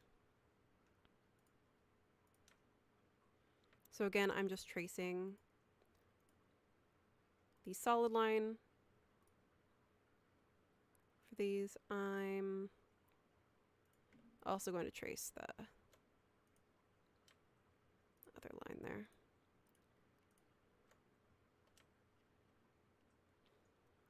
Yeah, which way it hangs. So normally like you would fit for that. But in this case, he doesn't have anything because he is a Ken doll. So I'm going to try the smaller one. I'll probably end up making it bigger, but that's why we have the pattern here. In Marvelous Designer, you can cut more than, you can cut, you don't have to measure twice. You can just adjust your pattern.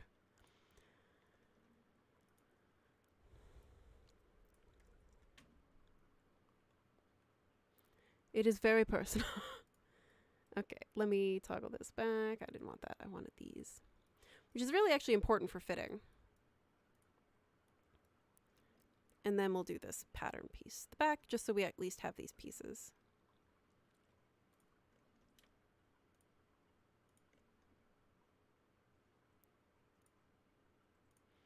I love how this one's flared.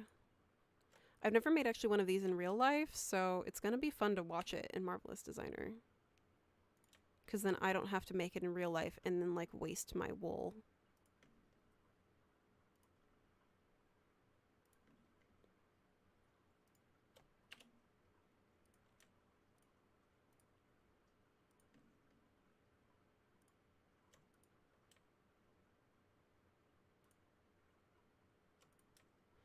And then add that dirt.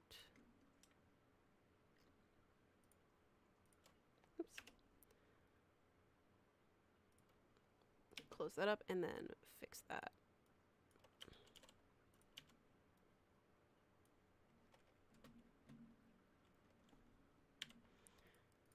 First things first, sew that dart together. Pretty similar. I'm going to probably have to do some fixing with that as well.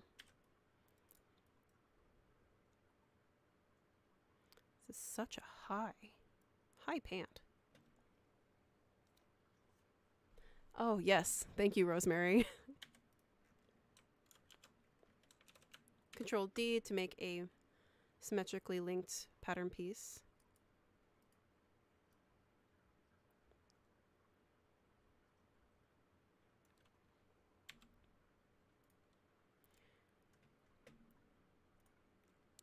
I'll make sure I'm doing this right. This is such an interesting pattern. I mean, I have never made this in real life, so I don't know. But I've made pants. This is going to be interesting. Oof, of course. Let's go back. I figured that these are probably those looser fitting ones. I crisscrossed it. That one. That were held up with... Oh, why did I do that?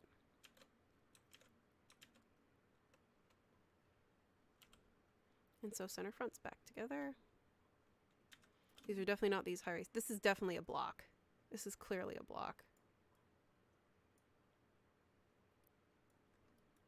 But man, oh man, going... Oh, wow. It is. It really is that one that I thought, sir... I mean, this makes sense. This matches with the fit, but wow. Okay, let's see how this looks if I adjust the front crotch rise here. Which one looks better? This does give it both.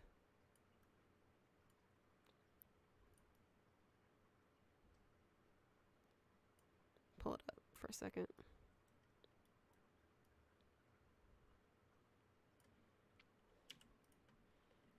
I'm gonna do in the middle. Obviously this wouldn't even be seen, but look at that! Look at that up the butt. They really did have booties back in the day, didn't they?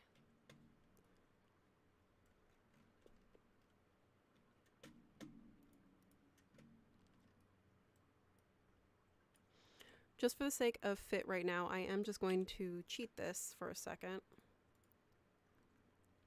and make the segment line that's on the top here an elastic, just to keep it on his hips.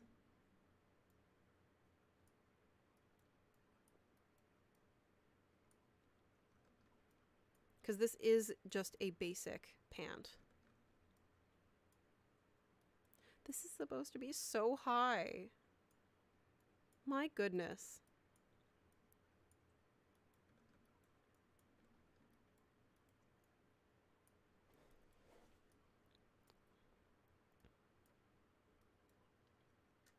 I mean, they're definitely supposed to be way lower on him. So what I did want to check was making an internal line. Where the knee is, I want to check the knee fit on our avatar. And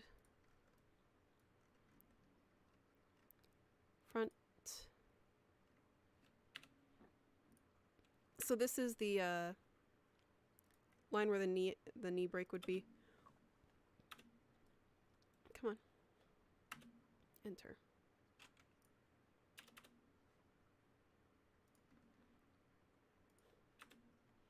There we go.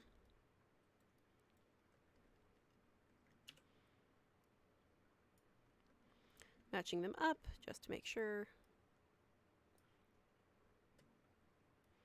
Because then I'm going to make this transparent as well. It is where his knee is. I think this just needs to end up being longer, just for our avatar. Obviously, this pattern, we're not following the actual instructions and doing measurements because we're using Marvelous Designer.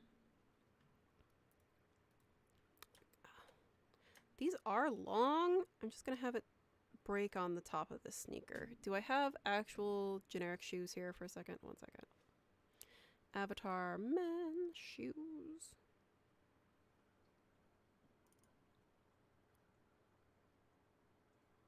Okay, at least dress-ish shoes.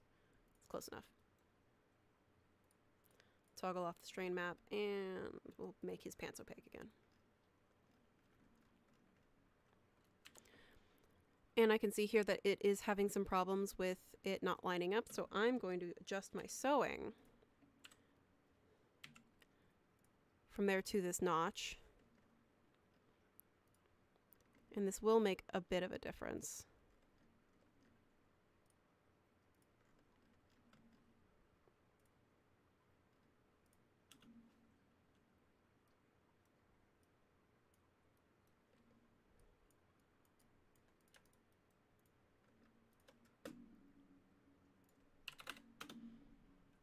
And I'm changing the particle distance so it's lower, just so we can see it.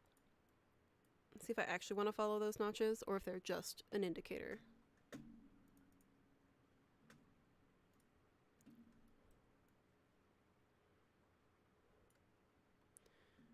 Let's grab...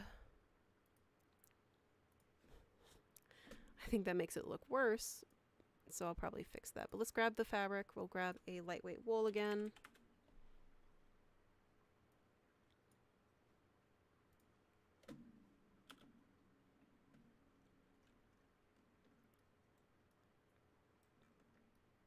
Obviously, this is a pattern block. This doesn't have anything. This doesn't have pockets. But we can actually use these blocks to make our own patterns later. I am just going to adjust this fit, just so it's a straight piece, because it's less up the butt when I do that.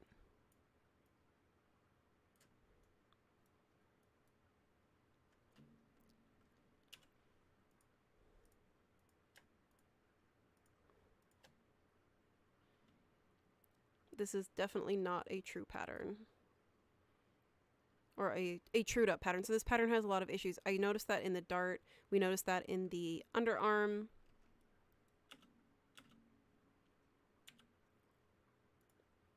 Come on.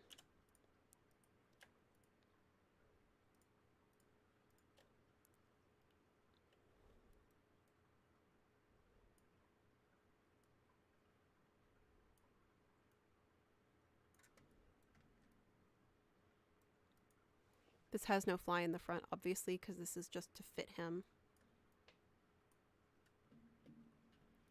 Make sure. I'll probably grab one of the Victorian men's shirts for the next stream so we can finish this up. So it actually looks nice. Because I only have the coat system here. I don't have the shirting. Also, this self-balancing system textbook, I will scroll up and link it again. Has problems. Obviously, this is meant for tailors to be like, here's the base book, here's the base fit.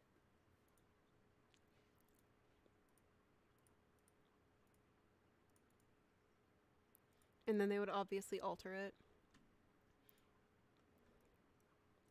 This was when mass manufacturing did occur, but obviously people still went and got everything tailored. And I want to see a picture. Yeah, this should have a lot more. And this probably is actually resting lower on his hips.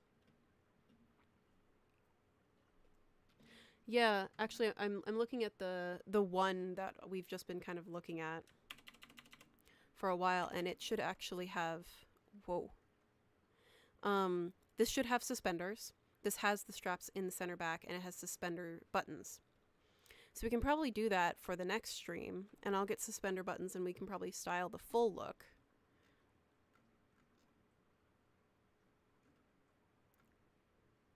Extra button.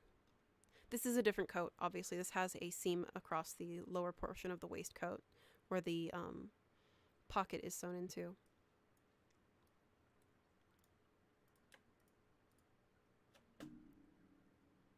I'm going to toggle off elastic just to see, again, how this actually fits.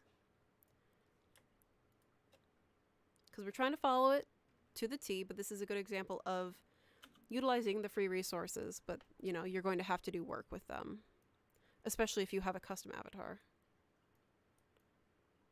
I mean, even here.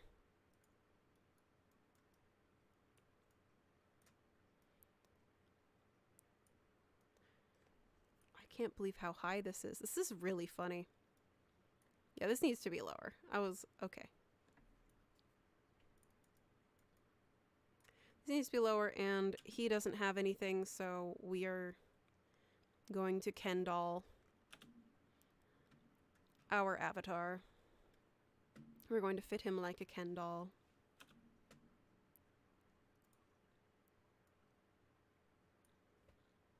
Our gentleman here does not need that.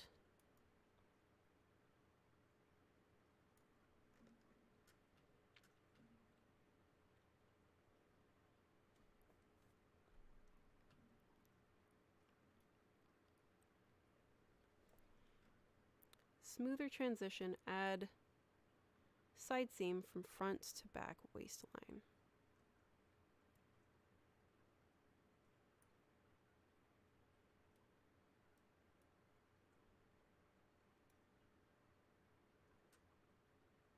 Oh, smooth at. I was like, there's side seams.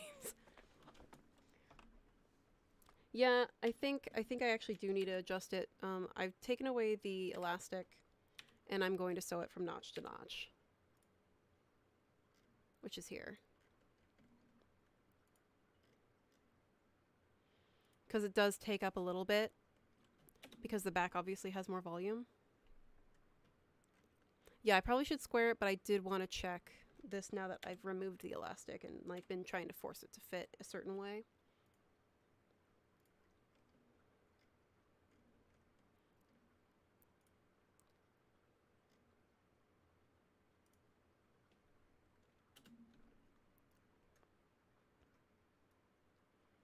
because it's squared here.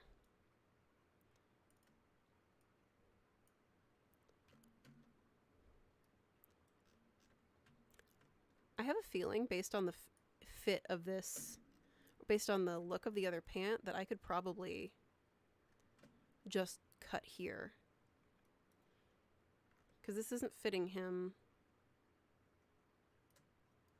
as well, but it's hitting him on the knee. So I might just need to adjust how it's fitting.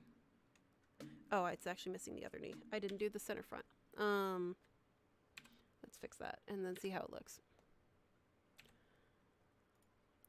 Center to notch. Wait, make sure I do the right one. Center to notch. Trues up only the side seam. Wait a minute. That's not working.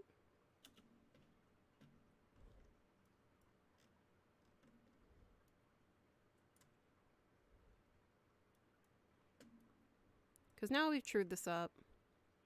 It is fitting a little bit better. I just don't...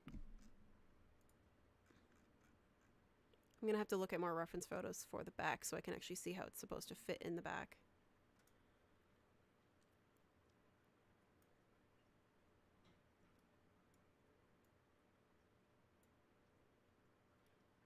Which I can do before for next stream.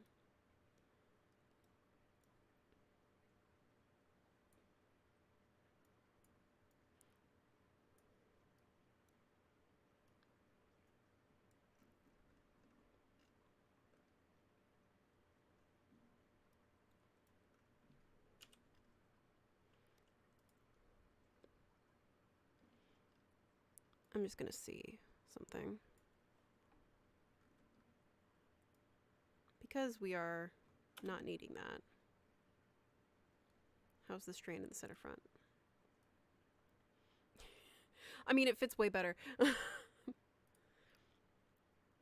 Because, you know, we don't need to account for that.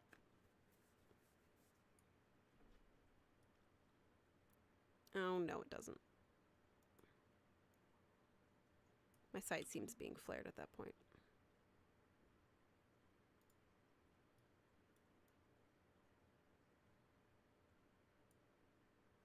I think I just need to take it in at the center back. Because if I... Welcome to fitting.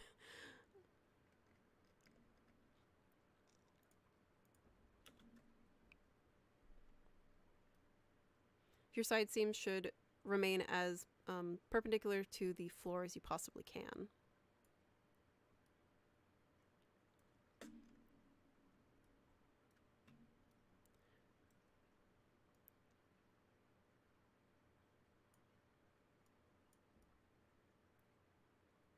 So, issues that we're seeing here, because the stream is ending, I'll continue this and I'll actually have more things to continue and finish this garment with accurate period fitting. Not this week, but next week after. Fit issues for modern fit, this side seam, as well as for historical fit here. This side seam is coming forward. We need to fix for that. And this is gaping. And so is it up here. We might need to adjust for this, as well as it is pretty saggy in the back. I'm going to need to look at an actual garment on somebody and then double check the fit for this, because I haven't fit for period pieces, period garments before, for men's pants especially. But I'd like to have these patterns be as accurate as we can, just so you guys understand fitting a little bit more. Because I'm also secretly teaching you guys sewing. Stiffening the upper part as it is stiff facing. Yeah, I could stiffen it, but the problem right now is because this is a block, I need to get the block to fit him a little bit better. So we've got gaping here. If we look at the silhouette, it should be pretty straight. I assume this is on like a lower torso form, but this does go high. And obviously this pattern was the pattern that we're using. This is the good and bad about utilizing patterns like this and adjusting them. um, is number one, I don't know what it's originally supposed to fit like because I'm just using a flat pattern from a history textbook. If I didn't care, I would literally just start chopping away at this, but I did want us to at least have some relatively historically accurate reference during the stream. I know it's not going to be perfect, and I know it's a Victorian inspired piece, an inspired look, but I do want this to at least be a relatively accurate as possible resource as we can. Even though this is just a pattern block, and even though this is just a short stream, it is important, and these are also things to use in Marvelous Designer. Most, or even Clo, but Marvelous Designer users don't know about these things, while Clo users generally would.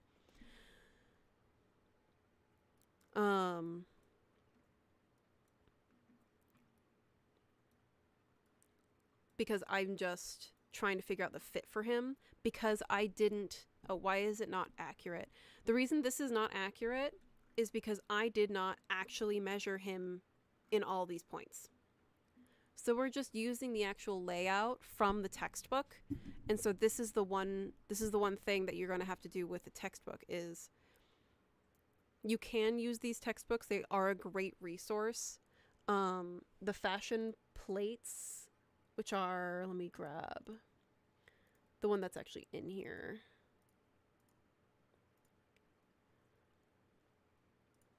You can use these as reference for the images, but they are just sketches. I don't know what it looks like on the back.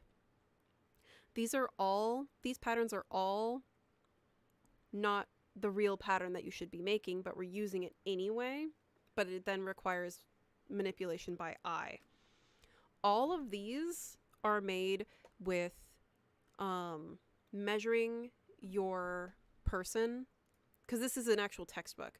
So you're measuring your client or your avatar. You can actually do this in Marvelous Designer and in Clo.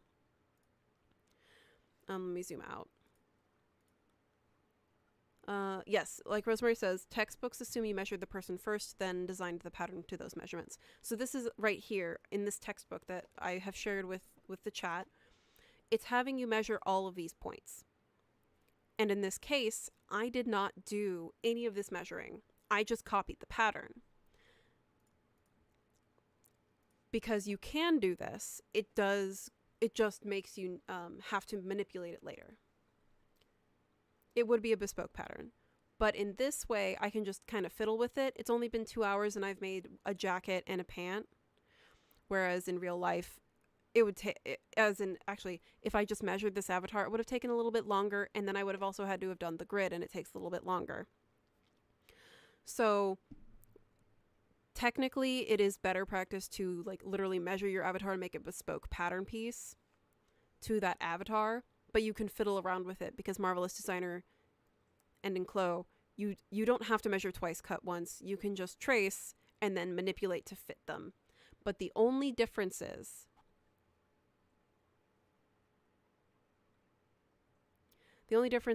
that I only have the fashion plates for reference. I don't have or I guess I should clarify. Fitting and the silhouettes for the Victorian period are very different from modern fitting and silhouettes.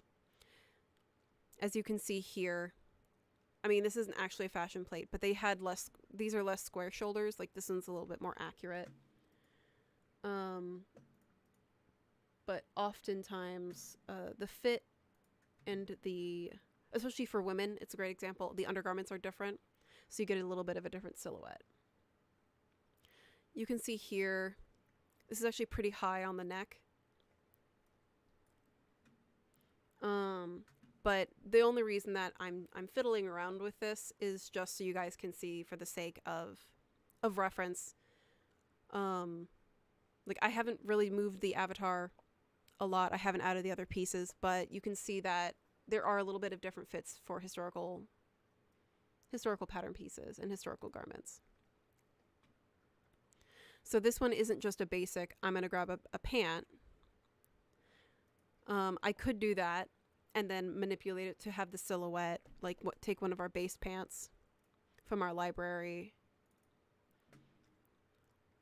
you know, this basic pant.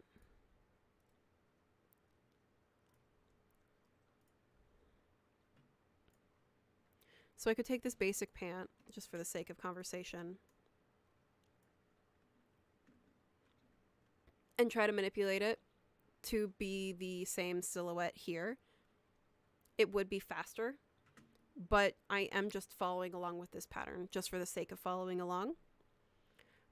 You can see here how different. I'm gonna just move this. The front and the back pattern pieces are. The back is much more fitted around the butt, and it's much higher. And you can see how it's much more flared out. So these are very different pattern pieces, but they are historically accurate. And it's a fun project to do on stream for you guys to see. But it does cause it to be a little bit slower. So let's go ahead. It is 2. I hope that makes sense. Let's go ahead. It is 2. I'm going to move over to the closing one. Thank you guys for joining. I hope it was informative. We will continue this on the next stream. And I will have a shirt for this time. And probably some more fitting references. So I'm going to go ahead and grab those Discord resources for everybody.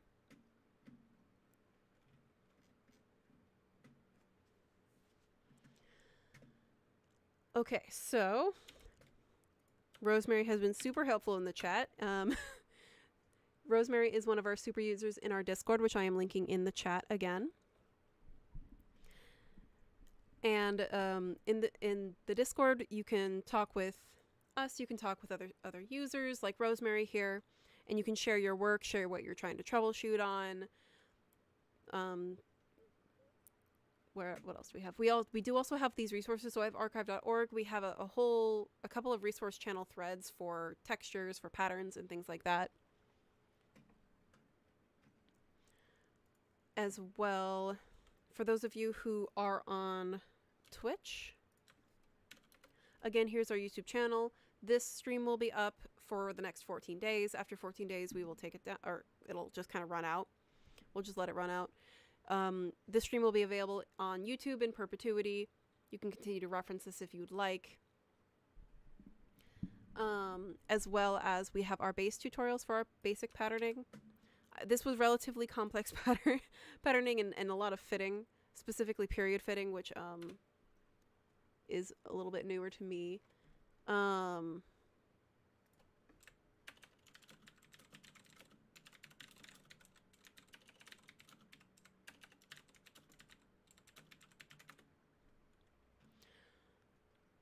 that is the, answering a question. So the link that I've just shared is the beginner, or is the introduction level to Marvelous Designer. Oh. I noticed it didn't go to Twitch. Why didn't it go to Twitch? My channel. Throw that in there. Sorry, Twitch. There you have our YouTube playlist. So that is the... I need to stop looking at myself with a lag. So the link that I've just sent to you is the very first beginning tutorial playlist to get started working in Marvelous Designer. And then...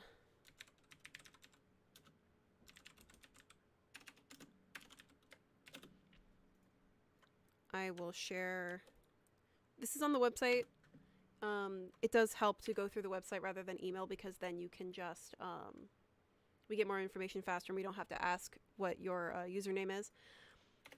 Here is the support page on our website. So if you're having actual technical issues with Marvelous Designer, or you think that there's a bug, feel free to contact us there and submit a support ticket. And again, in the chat, thank you, Eric, for helping moderate or answer questions that I potentially may have missed. And thank you all for joining us on our stream today. We will continue this next week, and we will finish this Victorian menswear look. And I'll grab a shirt, and I do have the vest as well. So thank you all for joining, and we will see you not next week, but the week after that. Thank you, and have a good rest of your day.